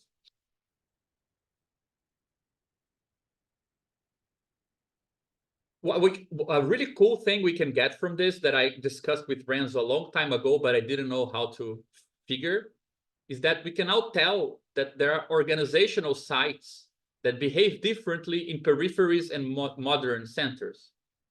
In modern centers, where the layers are aligned, you can find absolute sites more easily. Because if one thing pierces a hole in one layer, it tends to pierce a hole in all layers. But the problem is that the resistance against that site, that new organization, comes from all layers at once. So in aligned spaces, it's easier to find absolute sites, but it's harder to expand them due to the force exerted by all social logics at once. In peripheral or misaligned spaces, it's harder to find absolute sites. So you get a lot of Marxists really sad that you're actually having to fight a bunch of separate struggles that are actually kind of using holes in one layer here, then a hole in another layer there, and it's all kind of spread. So it's harder for absolute sites to emerge, but it's easier to expand consequences of these relative ones. You can propagate that novelty a bit easier. So either you get easier consequences with less profundity, like automatic profundity, or you get kind of deeper sites with harder consequences. It's harder to extract consequences. So, for example, you can get like Europeans usually have like examples of very radical revolutions that go nowhere, where we have examples of a bunch of political processes that don't go everywhere, but go somewhere. And even, let's say, you can compare things like the Paris Commune in this sort of absolute establishment of something else inside of Paris, lasts for 2 months and is totally destroyed, versus the Zapatista spaces, which actually are, let's say, fight a battle against the state, but not fight directly with capital here, have to fight the relation with militias and the drug dealers there. These things are not all fought at the same time. Yeah, the United States is just not there. Yeah, the United States is just here, right? In every case, it's here, in fact. But I think that distinction between relative and absolute side,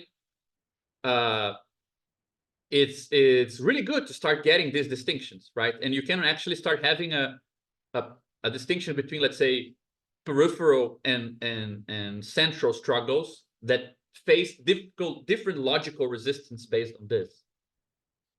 So what is this strong transformation that is at stake here, where this undecomposable part is decomposed and you try to integrate it into your system, right? That's something like this. You had a system, it had a material basis, something that was not part of its composition, it's below its composition, and you interacted with your environment. A strong transformation makes you include the material composition in the system's composition, right? So for example, a school has certain relation with parents, teachers, and so on. The moment that you introduce the very maintaining and thinking of the school as part of the experience of the school, you also change the environment of the students and the environment of the school.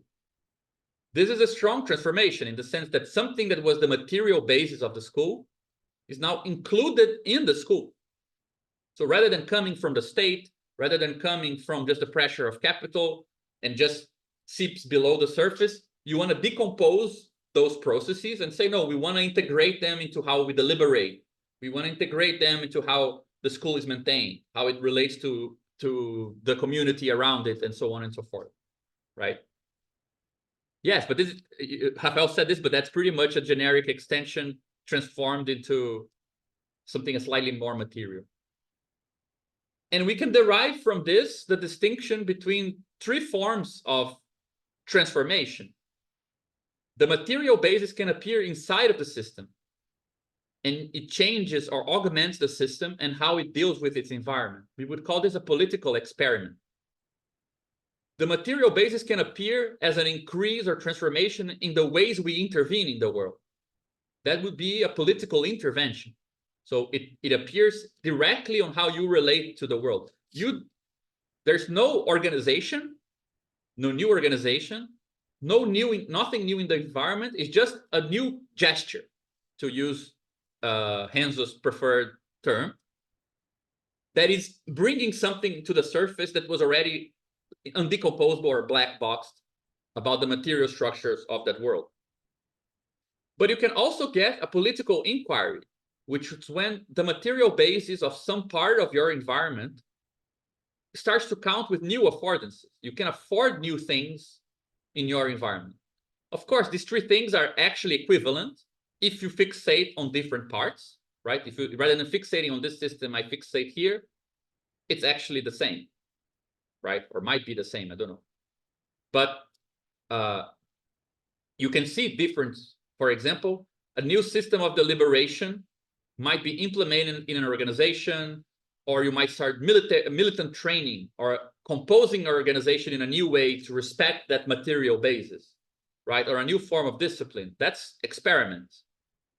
You might behave towards your environment in a new way, disrupting social flows or displaying capacities you didn't have before. For example, if the Black Panthers had a discipline that recomposed the Black movement, they also just stood by police searches while holding guns to disrupt the way that the police searches on Black people were done in Oakland and so on. That's an intervention. It's not necessarily a recomposition of the movement, nor necessarily a new affordance. You're intervening in a different way, right? But you can also unearth new aspects of your environment. For example, by producing a certain type of relation to the environment that allows it to recognize the fact that you get, I don't know, you know, a much stronger relation with Black empowerment in your community that was already there, but you couldn't access, something like this, right? So does that make sense, this idea of these three things that are derived from including material basis into the system, changing it, or changing the interaction, or changing the affordance, right? So we're very much at the end, guys, don't worry. So the big problem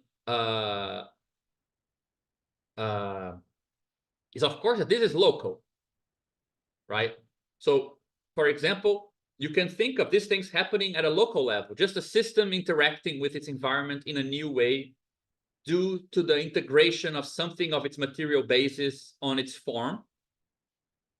But there are still the steps of becoming regional, where you want many environments of many political organizations to share some material, right? And some forms based on that material. But that's still, let's say, a limited expansion. Then you need that material basis that gave the novelty to these different systems to actually allow you to redescribe their functioning based on this new political grammar. Not only this, but you want this redescription to facilitate the production of new organizations that perpetuate that different logic, right? So these 4 steps here are the steps that we use to define every social mode: transcendental, phenomenic, atomic, and worldly logic, right? But we need to do this politically without having the recourse to a logic that we're just following. We're following the forms that are produced by decomposing material basis into new processes that we can talk about, right?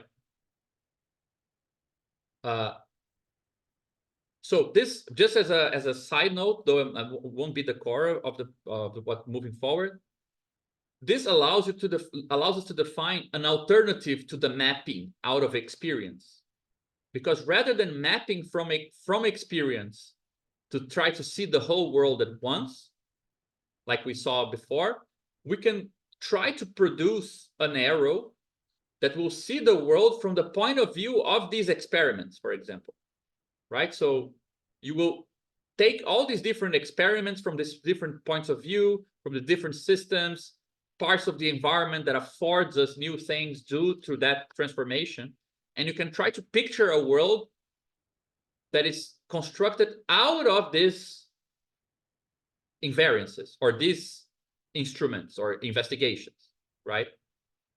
This is, let's say, a worldview, a political point of view. It's the point of view that is collecting all the political experiments and redescribing the world out of that.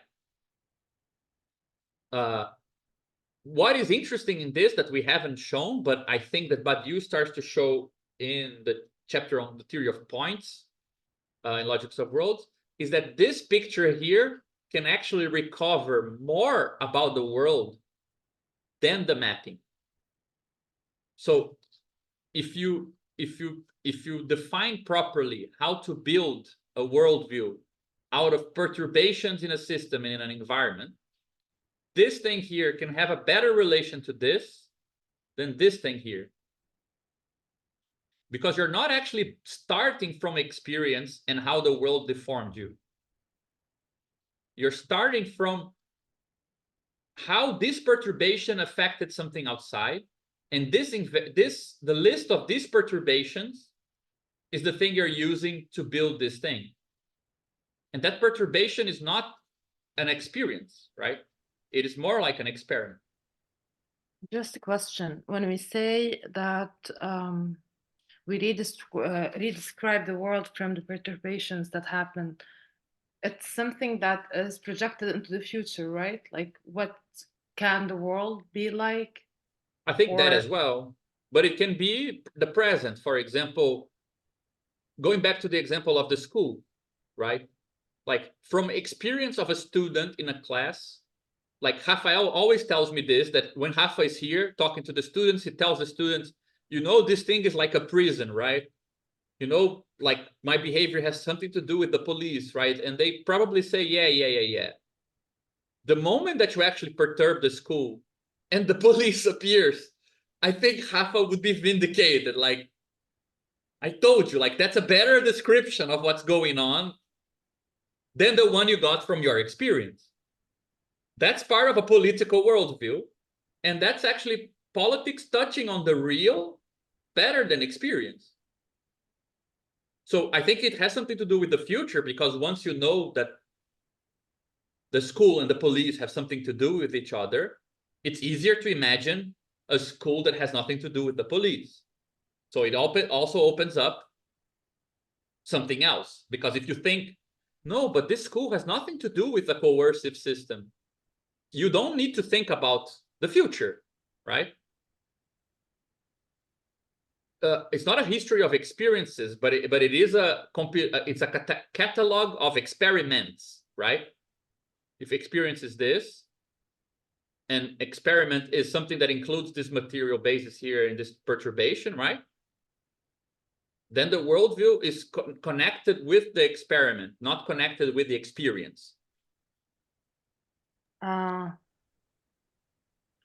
I'm thinking about something, but obviously I'm just insanely consuming news day and night, so these are the only metaphors that I can use. Can you move to the slide after this one? Because like here, when you go to the that's right, yeah. So it looks like okay, I'm gonna say it as this. It looks like how we can imagine the axis of resistance in this region functioning. And when you say that this might give us a better view than the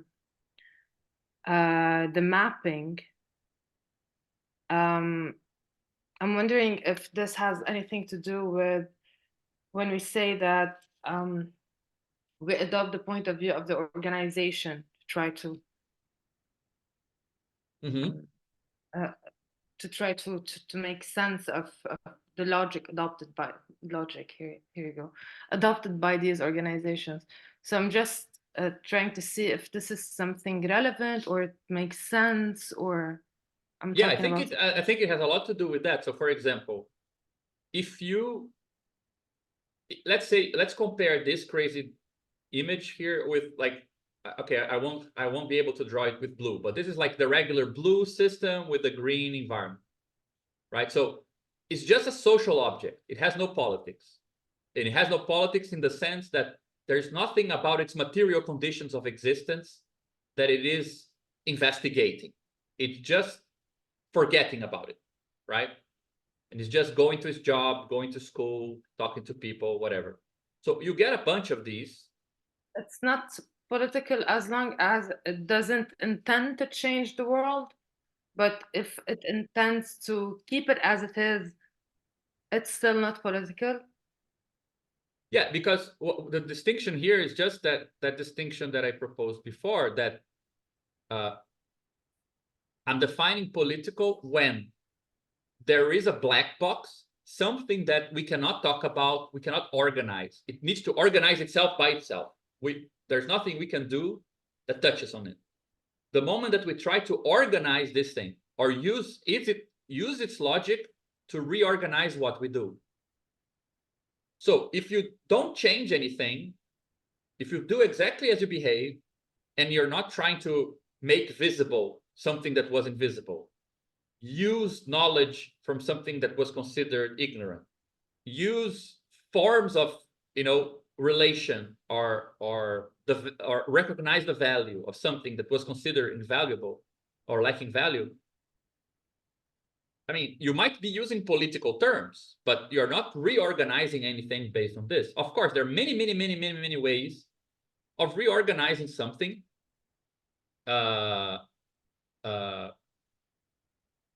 can be, for example, not letting go of stating that there is Palestinian resistance going on, that it's not just whatever is being said out there. Like that's a way of taking something that is being black boxed and made invisible below the social logic of the world, trying to bring it forth and have it have consequences, right? So it can happen in many ways, but the idea is the consequences that you learn when you try to bring something that was black boxed into the world and use it as a principle of organization, the consequences of that teach you more about the real world than just going about the real world without doing that. So your direct experience of your environment tells you less about the objects that compose that reality than trying to perturb that reality with something that is political and seeing how the world reacts. 7. So maybe I'm just stuck at these metaphors, but no. Yeah, I think that we can put October 7th on that black box. Yeah, of course. Definitely. Exactly. I mean, just to go back here to what you guys are saying, I didn't talk in this presentation about what happens when you have an individual as a system. But I think we can very easily show that individuals collapse the three social logics. Like when you need to treat one individual body and its sensor organs as the system that perceives social complexity, it just collapses. You can't tell anything apart, right? I wrote about this in the report. It's much easier to compose the different logics when you have a system that is bigger than one individual. And I think that at an individual level, experience and experiments are harder to tell apart as well. At the collective level, it's much easier to know if you are respecting the law, trying to increase value, and respecting affinity relations, or if you're perturbing affinities, perturbing value, perturbing law for the sake of some fourth thing that you're trying to make real, right? Collect experiments. I mean, I think that there is this diagram here, just to tell you guys, there is a paper on category theory of experiments that does exactly this. It links transformations in instruments to the category of lists, and transformations in both of those to transformations in the object you're trying to learn about, and shows that there is a certain type of invariance. So there is, I don't think it has anything to do with the collection with the political transition problem. If you have two experiments, local, like I tried to speak about Palestine resistance in Rio, and I got bashed by people who I thought were my friends or my comrades. Now I know more about who they are because of their reaction to what I was saying. Fatima tells me that she did the same, but with a different bunch of people, and the reaction that they gave was different. Like, no, it actually aligned. My comrades were on the right side, and people who I already knew weren't.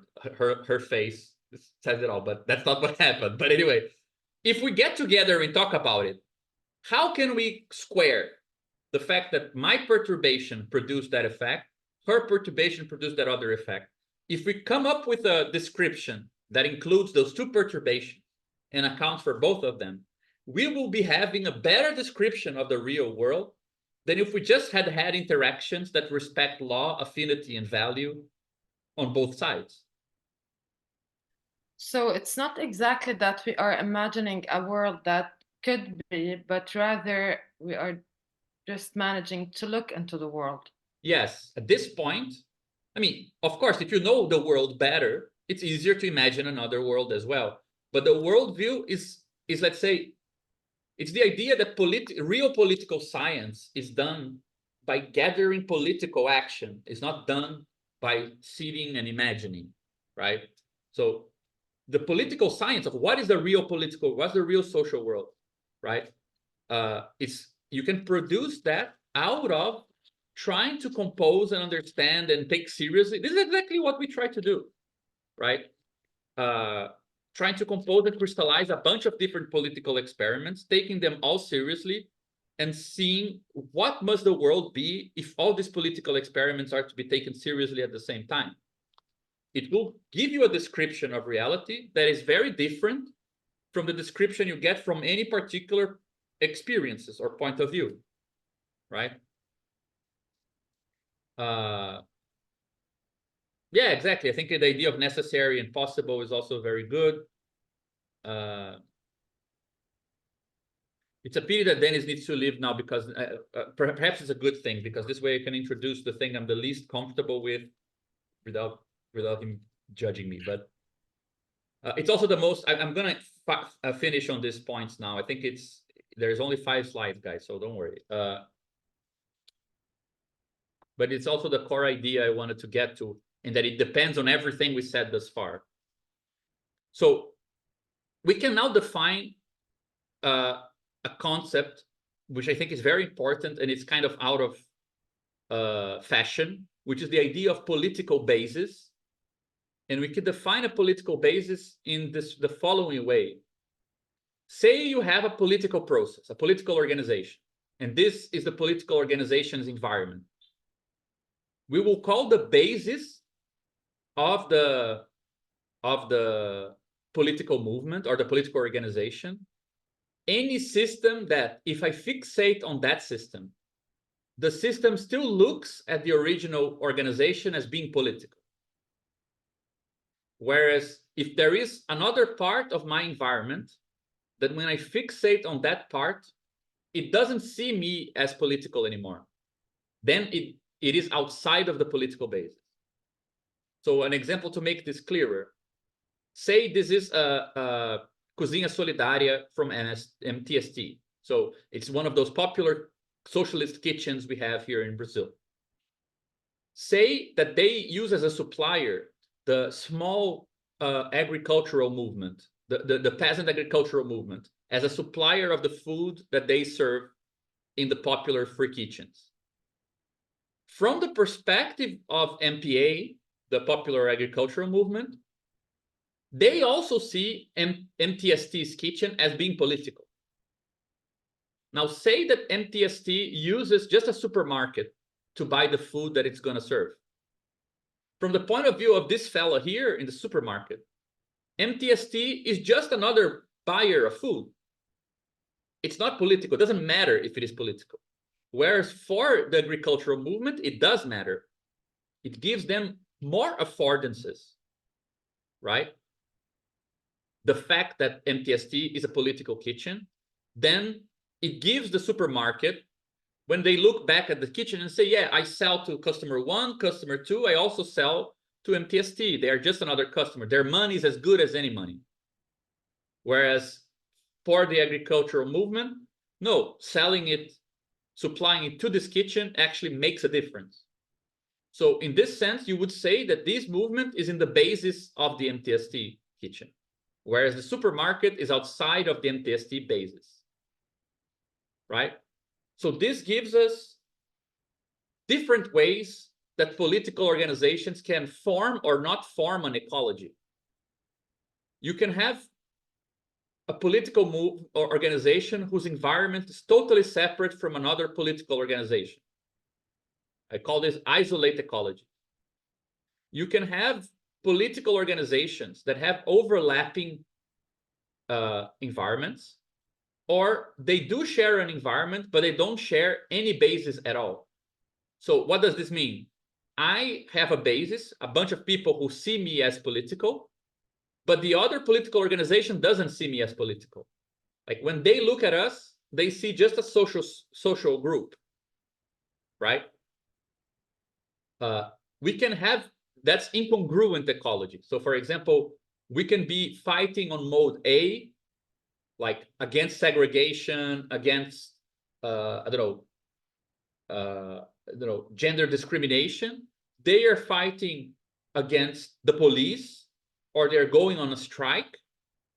They don't think that fighting against gender discrimination is politics at all. It's just a social movement, right? And we think that they're just going on strike. They're part of capital, fighting for better wages. We don't think they are political movements. So we are not in each other's basis. You can have a third situation where one organization is in the other's basis, but the other is not. So I don't see you as political, but you see me as political. And of course, you can have a situation where both organizations are on each other's basis, and this would be a political movement. We share an environment, but I also think you are political. I see you as political, treat you as political, and vice versa, right? So just some examples of this. Isolate ecologies. This is a settlement in the interior of Bahia. This is a protest from a syndicate in China. They don't share the same environment. There's nothing that this movement affords this movement, right? You could potentially say, for example, I thought of doing this just to play with Fatima, like this could be Palestinian resistance, and this is people dancing salsa in solidarity. Like there is no environment that is being shared. Nothing is afforded by one thing with the other. You can have incongruent ecologies. For example, this is a trade union movement in the streets that is the same street as the movement against police killings in Rio happened. But they don't recognize each other as political. They don't share environments even so, because they fight on different layers. You can have asymmetric ecologies. For example, the indigenous movement needs to take the Workers' Party seriously, because the Workers' Party might move ahead or not move ahead political agenda of the indigenous movements. But the Workers' Party clearly doesn't think the indigenous movement is an important political player. They just totally shit on the indigenous movement's demarcation demands last week. But for example, in a certain moment, you could say that the students' movement occupying schools and the teachers' movement for better education, at some point, it was a political movement because they were in each other's base.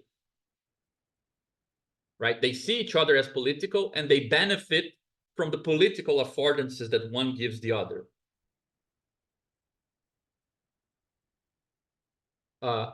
Now, there is a limit then to political ecologies, right? Because as we saw here, like you can have political groups that are totally isolated. They don't directly connect with each other. And you can even have like political organizations with this common basis, and then you could have another one separate here. Nothing guarantees that all political organizations are affecting the same environment. They might not. So this is why my idea is to introduce another concept, which is the concept of territory. A political territory is a set of material bases, so these black boxes, which are not necessarily social, that propagate the political structure and articulate political structure beyond the limits of their environment.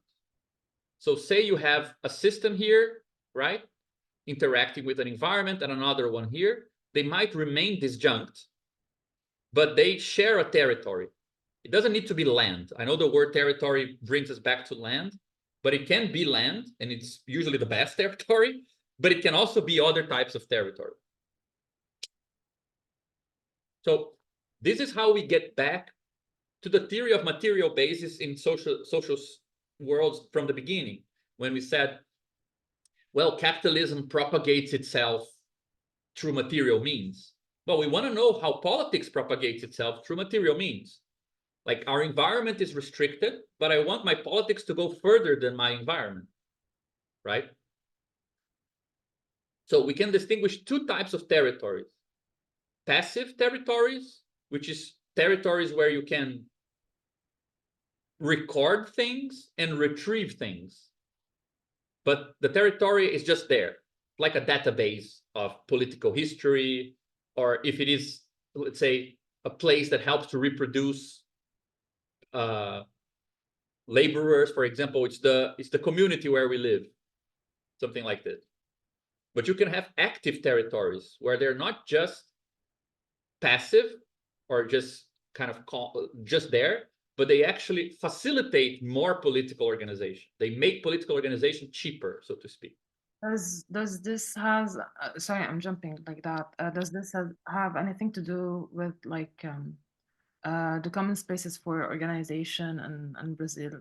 Like, could this be it here as an example? I'm just I think in the best possible world it could, but it definitely is. I think it's not nearly something like, so I got some examples for us. So for example, if you're stopping ships in the ocean, you're sabotaging arms factories, and you're bombing Israeli IDF tanks. Those three things are separate. They don't have the same environment. But the ships take things to Palestine. The arms go to the territory. So the territory is actually not in the environments of these three things. There's nothing that Yemeni fighters are looking at, thinking about, that actually connects with the reality on the ground in Gaza, that connects with a bunch of London direct action anarchists. Like, they don't see the same things. And their environments are different. They're not connected by their environments. They're connected because the material basis is propagating a difficulty for IDF and a facilitation for the resistance. But that's not an environment. That's why I didn't want to put common space of organizations in the same level, just to show like how deep this can go. But you can have like simpler descriptions of territory. For example, Marxist.org is a territory for communists in the world. Like, you can have like a political group in the interior of São Paulo, another political group who wants to read Lenin in Beirut. They don't share anything, but they both they translate text, they use text from that space, and that space is propagating Leninist ideas, propagating forms of organization, and so on and so forth. But it's a passive territory because you need to already be organized to even get interested in it. It won't politicize you. It won't bring you to politics. It will just help you reproduce politics beyond the environment, right, you are in. So it is passive as long as it is in the present and can become an active territory once communism is established, I think, right? Yeah, I think that I will try to go into that question. I think that's an important question, but my idea is to discern, like, I wanted territories not to necessarily mean land, even though land is obviously very active, because it's very hard to, for example, live in a settlement or live in an occupied territory and not get politicized just by trying to live your life. So it propels you towards politics. Whereas there are territories that they are more neutral. Like, if you are politicized, you will find things there. If you're not, you won't. You won't care, right? So I just put 3 things here, like, that are more active. Like, for example, this is a settlement. This is a school, a cooperative school. So if you're a student going through here, it's likely that you're going to find about political forms for organizing, just by the fact of going there. It might not even be seen as a political structure itself, but it helps to propagate politics. It propagates the memory of struggles and so on. The same thing with a settlement. Like, you're not doing politics all the time. You're living your life. But just by living your life, you're propagating politics, right? And you're facilitating more politics to happen. This is a Venezuelan cooperative consortium, right? They facilitate the creation of new cooperatives, right? But yes, I think it's a degree of facilitation, right? These things here, they help to connect struggles that are separate, but you kind of need to go looking, right? I'm wondering if the passiveness and the activeness, or I'm not sure if these are the word, like the characteristics of this territory as active or passive, has anything to do with the awareness of this, I don't know, perturbation or changements? Yeah, I'm not really sure. Like, the best image I could find for what I mean by territory is this Brazilian photographer.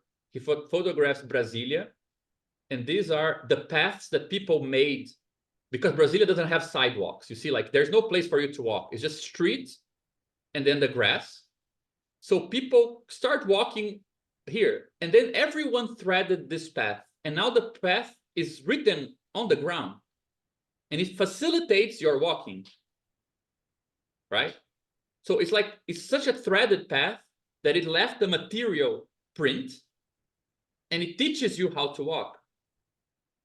You could say that this thing here is like that.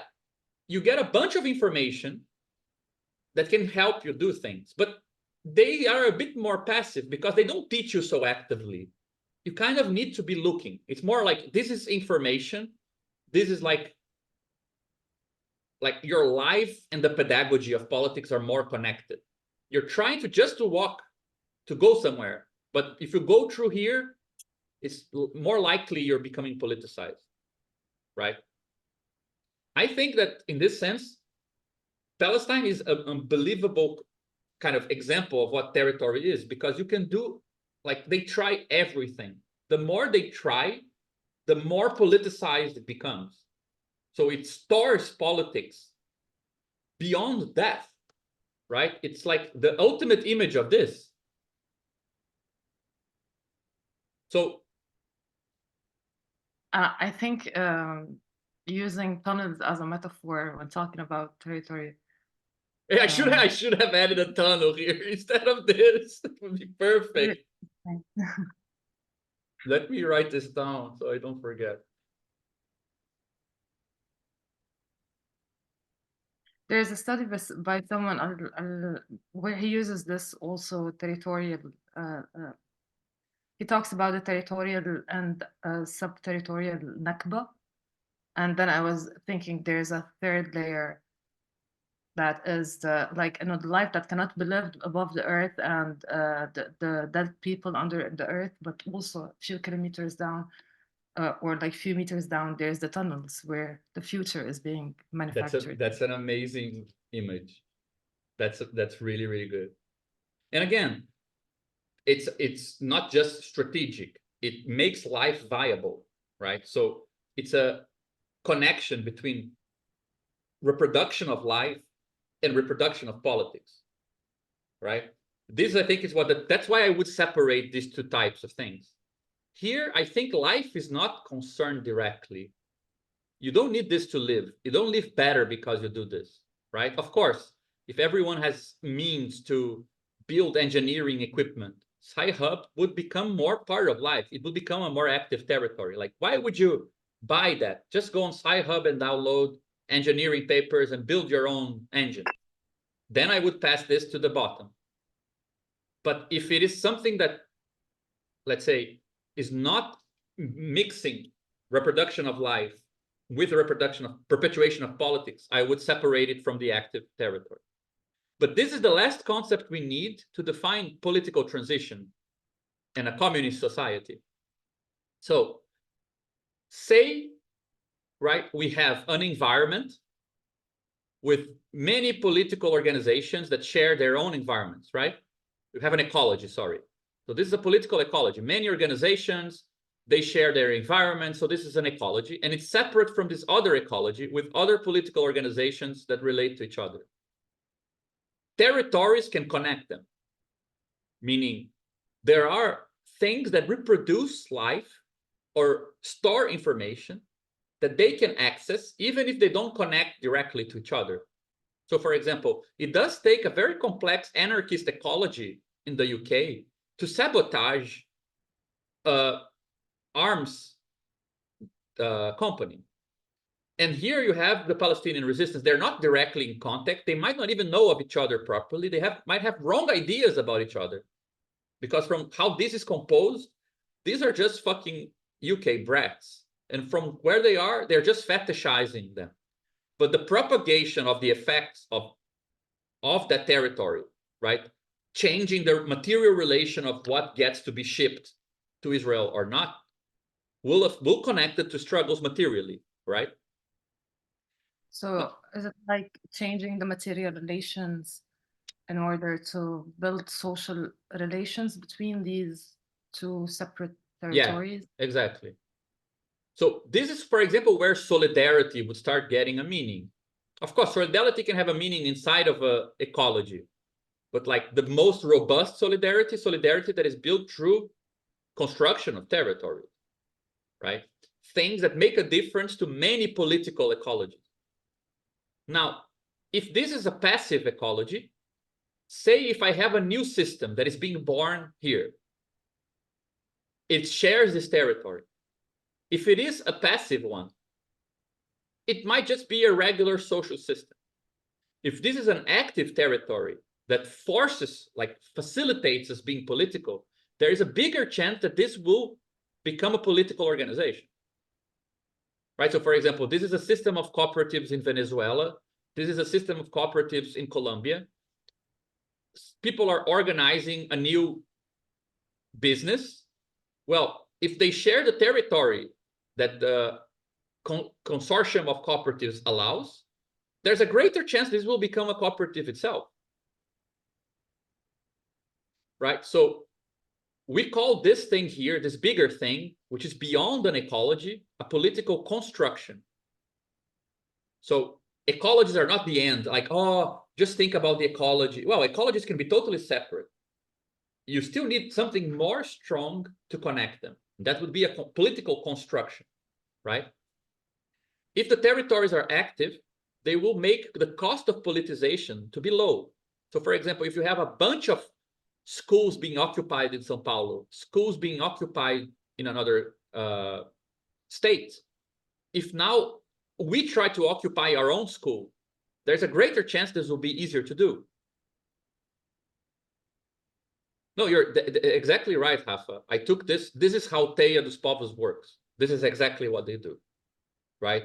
You get a bunch of indigenous movements, you get a bunch of quilombola movements, peripheral movements in the urban cities. You try to build the settlements in a qualitative way so that they facilitate the politicization of new things and combine them and so on. I'm trying to, it's like I have Palestine and Teia dos Povos in my head and I'm trying to bring the two together in a speculative way. This is the communist invariance. Exactly. So, But sorry, yeah? Just like a side note, I really think that it would be very useful and important to like try to dive into an example and build on it throughout like this Definitely. conversation Yeah, I agree. later in the book, because yeah, it would make a lot of sense. And also like, just like the way we're feeling now, oh my god, everything makes sense, that's the truth. So it feels good. No, it would be really good to like choose an example and then build slowly everything. There is a problem, which is almost no struggles we know have gone like are currently going through all these things at once. Like some of them went through some of these things a long time ago and they're very advanced. Others are starting. So when I was building the presentation, it was easier to pick and choose from different examples because there are better examples of different things. But I think one good example would be much better. But like, just to conclude on this. So what is transition, right? Political transition, the tipping point. Like we would say that political transition is happening when two things happen. The first is, remember that little system I added here, right? We don't know if it is political or not. If the territories are mostly active and they propel the creation of new ecologies that create new territories, right? So the moment where territories not only induce new political organization within its reach, which is this little system here, but organizations capable of producing new territories themselves. So one thing is to politicize an organization that will help us with the territories we already have. The other is to politicize organizations capable of creating new territories. So that's the intrinsic description of transition, based on what we do. We don't only create a territory that creates organizations, we create territories that create organizations that create territories, right? And the extrinsic is when you start comparing and you ask the question, is these red territories here occupying more space or less space than the black boxes of the capitalist system? So what gives you a better view of everything? Like what explains how everything works the most? The territorial point of view, as Rafa just said, the point of view of all the struggles that we're doing, all the experiments, everything, is that the majority of things, right? Or just going about business the way it's usually done? So this is the moment where you decide, like, is being a capitalist, right, who buys labor power, means of production, exploits people here, which is the black box of a capitalist production, and produces new commodities. Is this the rule or is this the exception, right? Is it easier to create a cooperative? That's the obvious thing to do. And then being a capitalist, it's like, why the fuck are you a capitalist? Like you're taking so much trouble to exploit people. It's much easier not to exploit, right? Or is the contrary? This is the easy thing to do. And building a cooperative is like, why are you building a cooperative? It's so hard. The law will come down on you. The competition is impossible and so on, right? So the tipping point is when you can compare these two things and ask, what is the common or what is the exception? And what is this slide here? I don't even remember what is here. Yeah, so you can say that a political transition has been accomplished when the cost of organizing according to the investigative forms of a political process are lower below the cost of social organizing. So it's cheaper to organize according to that material basis that we didn't investigate before than to pretend they don't exist. So as I said, it's easier to build a new cooperative to produce something than to start a capitalist company, right?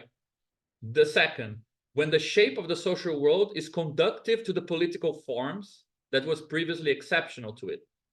That is, a given social environment, given a social environment, its affordance are best seen, you can best use the environment from the standpoint of something that was previously exceptional. So you use better what's around you if you organize politically. That's like the way to get the best of what's around you, right? And if the new black boxes of that world are incompatible with what were black boxes before. So of course, like you have like this new world here, there are some things that are outside of it and that we depend on. But whatever is this black box is no longer the same thing that was the black box before, right? Just one final point is that there is a difference between communist world and a political world that just comes after capitalism, right? A communist world is a social world where the cost of submitting every social organization to a political experiment is lower than the cost of submitting organizations to the logical composition. So it's the case where if I have an organization and its environment, to treat it as being a system that is just composed of A, B, and C, this is more expensive. It's harder to behave, to relate to the world, to form parts with other parts, and so on. It's more expensive than being a system that is formed by a political principle and then modes A, B, and C. Right? This is the moment where you ask, like, why the hell are you pretending like reality is just made of contracts, value, and property and affinity? Like, clearly there is more to it, right? So this is a world where this is cheaper than this is a communist world. But the P that I added here comes from inventing things that use the material basis to change how we intervene, experiment, and inquiry, propagate through territories, and so on, right? So that means that the communist world has a special relation to the material basis, because the material basis is not propagating just the logics, it's propagating political possibility, right? So that means that there would not be a way to synthesize a nature, because there is no black set of black boxes below the world, right? Like you have, like, as I drew before, like you have things like this, and then you have a black box here. There wouldn't be this break, because every black box can come up. We can try, we can experiment. And if nature is the set of all black boxes, there is no set of all black boxes. So there is no nature. That's an effect of the communist world, and which is something Marx used to say, that the communist society reintegrates society in natural history, right? Like you don't need to divide society and nature, because there is no general division between nature and society. There is no reason to divide things like that.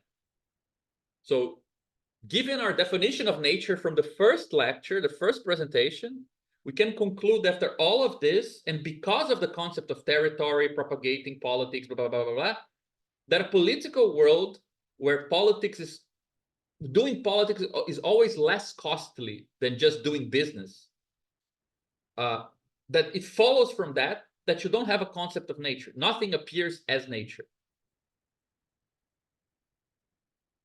And I managed to say that in less than 3 hours. So that's what I have, and everyone laughed in the process. No, but this was incredible. And I think like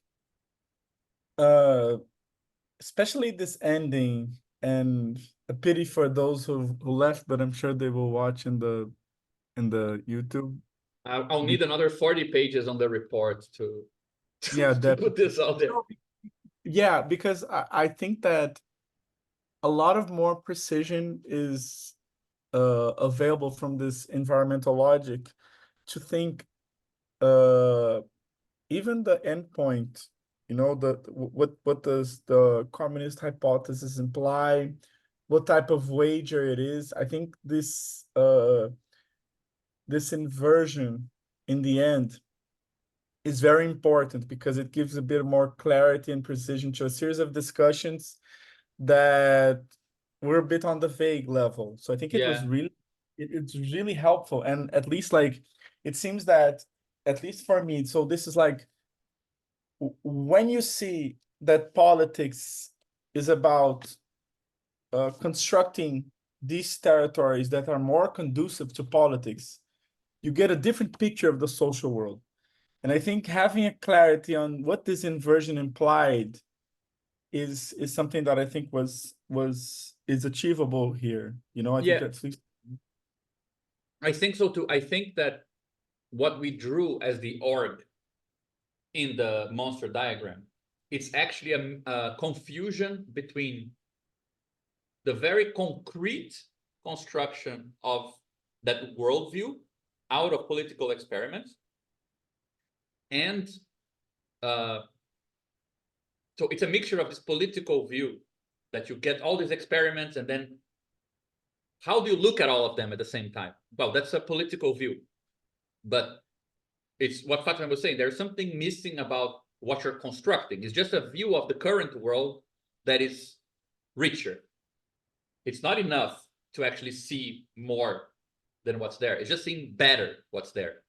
So to see more than what's there, you actually need political construction, which is not just a political worldview. You need something that propagates something, which is something that, I mean, it also opens another discussion, because when you propagate capital, for example, the example I'm liking to use a lot, say a company pollutes a river. The river is not social. The river doesn't give a shit about us, but now it's polluted. To clean the river, what's the cheapest political solution today? To hire a company, because to get like people to self-organize to clean the river, it's politically more expensive. To get the state to intervene without companies, it's politically more expensive. So it doesn't happen. So capital reproduces itself through the very chemical composition of the river. It changes the composition. We want to change it back. And the thing that creates the problem is the easiest thing to produce a solution, right? So Sorry, go, but go, here go. I'm thinking that like here you're talking about this specific river and this specific company that is polluting it, but and like after this experience we learned that the best way to do this is to hire a company to clean the river, because it's the cheapest way politically. But if we look at all the rivers and all the companies that are polluting it, and you do the math regarding the cost of cleaning these rivers politically, perhaps it will look like, it would be easier to maybe, I don't know, like bomb these companies, or like just organize them, organize politically in order to bomb these companies. I don't Yeah, know, I've but been fantasizing a lot about, I've been calculating the distances between the Amazon and the US. See what kind of missiles we might need, because like but then, I mean, this is what I think it's to organize to bomb the companies. So much in the world would have to change. Like people would have to organize around military exercises, which they don't. They would have to get together by reasons which are not communitarian, property, or value like, which they don't. just thinking that if we look like using this example, if we look at all the rivers that are basically, suffering from the same, not suffering, but Yeah, through the same problem, that is pollution by companies, wouldn't this point of view, looking at multiple rivers together, change or affect the solution that we might come up with? I think I would separate three aspects of your question, because if we can build an organization that is like materially related to all the rivers at the same time, then I agree. But it's almost like the solution is the problem is the solution. The moment that there is international forum of people concerned with, really concerned with all the rivers, not just abstractly. Then there is an organization that is capable of answering to capitalists and fighting capitalism. So it's already a different situation. But I think the other aspect you're saying is it is more rational to bond the companies than to use them. And I agree.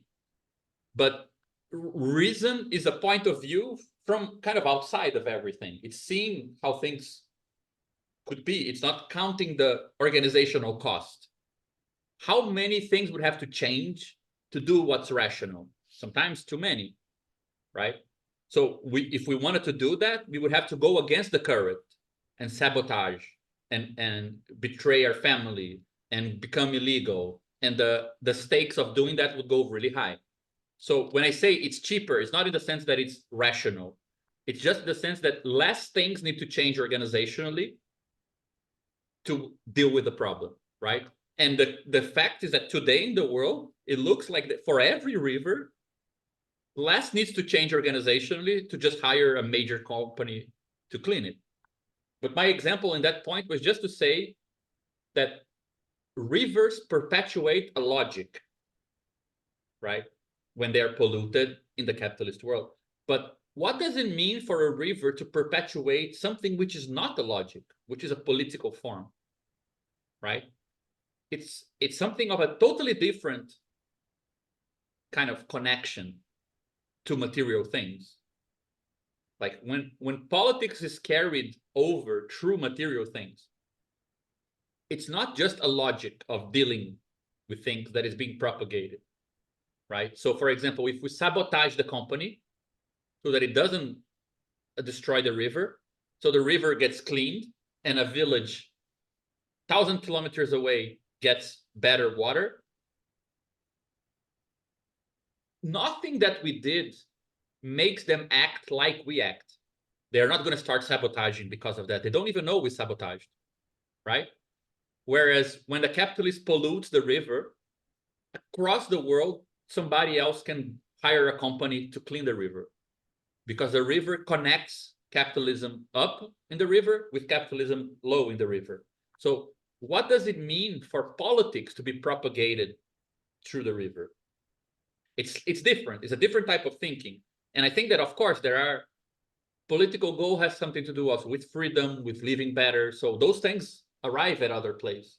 And politics has also to do with treating people as free beings. So the effect of politics is that people might not want to be politicized now that they got what they needed. So there is a bunch of challenges when building territories that you can see very clearly. For example, in land settlements, this happens. There's so much struggle to get the land, to plant, to grow food that you can eat. A lot of people, once they get that, they say, thank you, I'm happy. I'm just going to stay here, do my little thing. So it's not always easy to see how territories propagate politics and make it easier for people to be politicized in other places and so on. So there is a whole big discussion on how that could be thought, you know. So it's just to start with the problem. I think it's a big issue, but it's a nice. So after environmental logic would become like territorial politics, which is the moment to analyze like guerrilla, forms of sabotage, alternative economies. All those things could be discussed as different ways of building political territories, right? Trying to propagate politics beyond organizing or having people in your bases.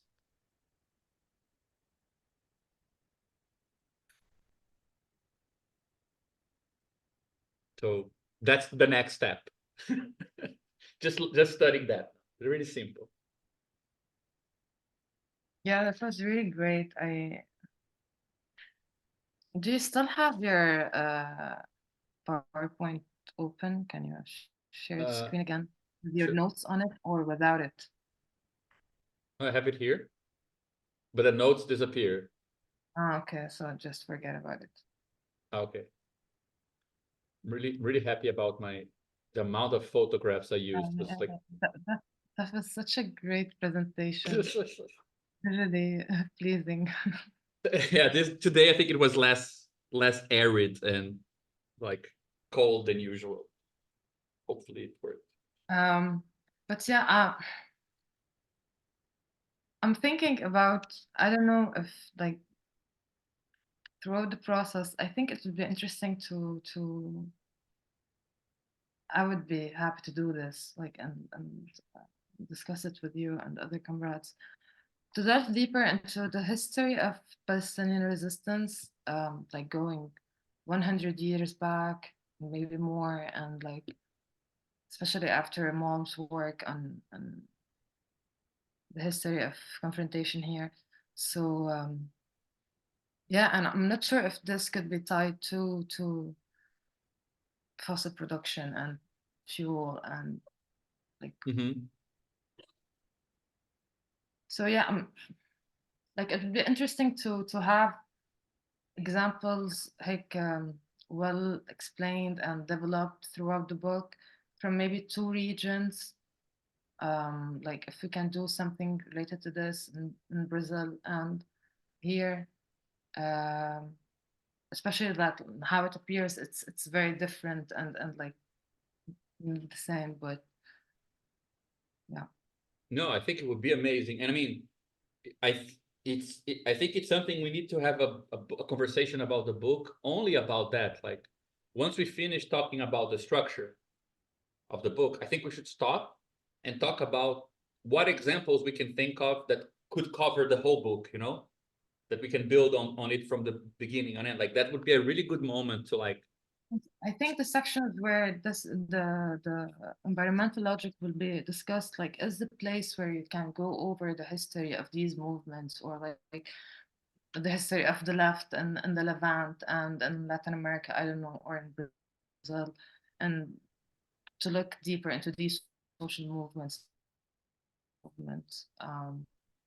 Because like there's something that you mentioned before the last slide, I guess, when you said something like you try to make the best use out of the materials that are already available to you. And I was thinking about a Fidel operation that was like done just yesterday, and it's the flag.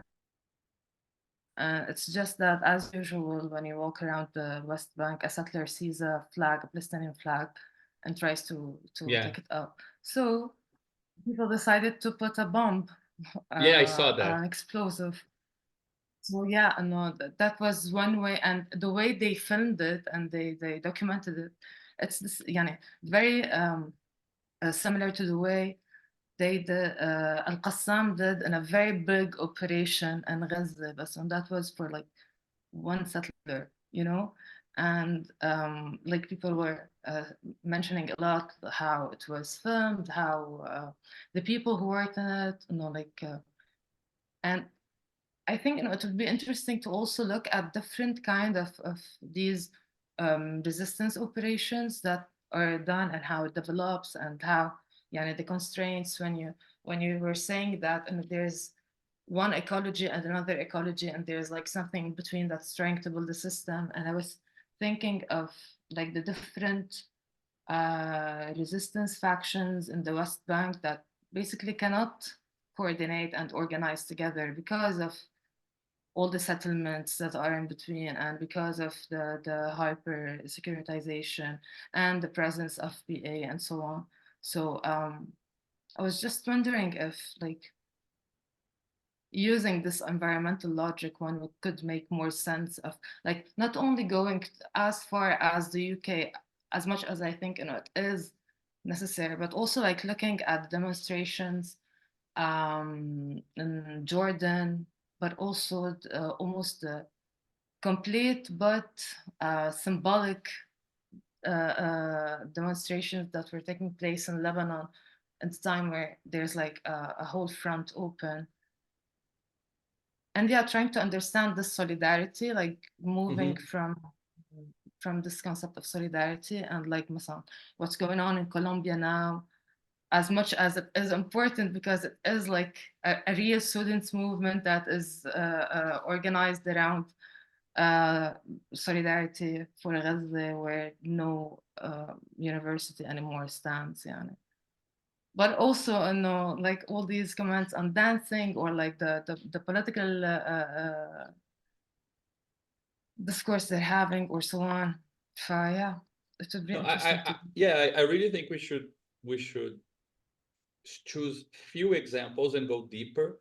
When we go to the book, I mean, I'm really into the idea, but we need to discuss it more. I still like the idea of making the book small and then going in very, very details in like interviews and additional material, because I'm afraid that if we don't have enough pages to go into detail, that we can't develop the examples. And like one thing I'm realizing is that when you try to actually talk about political action, it takes a lot of space, because it's actually, if you just say like, and then they did this, you never learn anything. Like you really need to see like who, how it went, how long it took, and sometimes No, having more space would be better.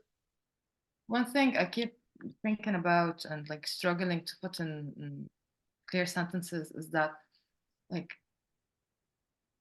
what you just said would be like perfect for someone who's not as lazy as me, for an undergrad philosophy student, like who's a better student.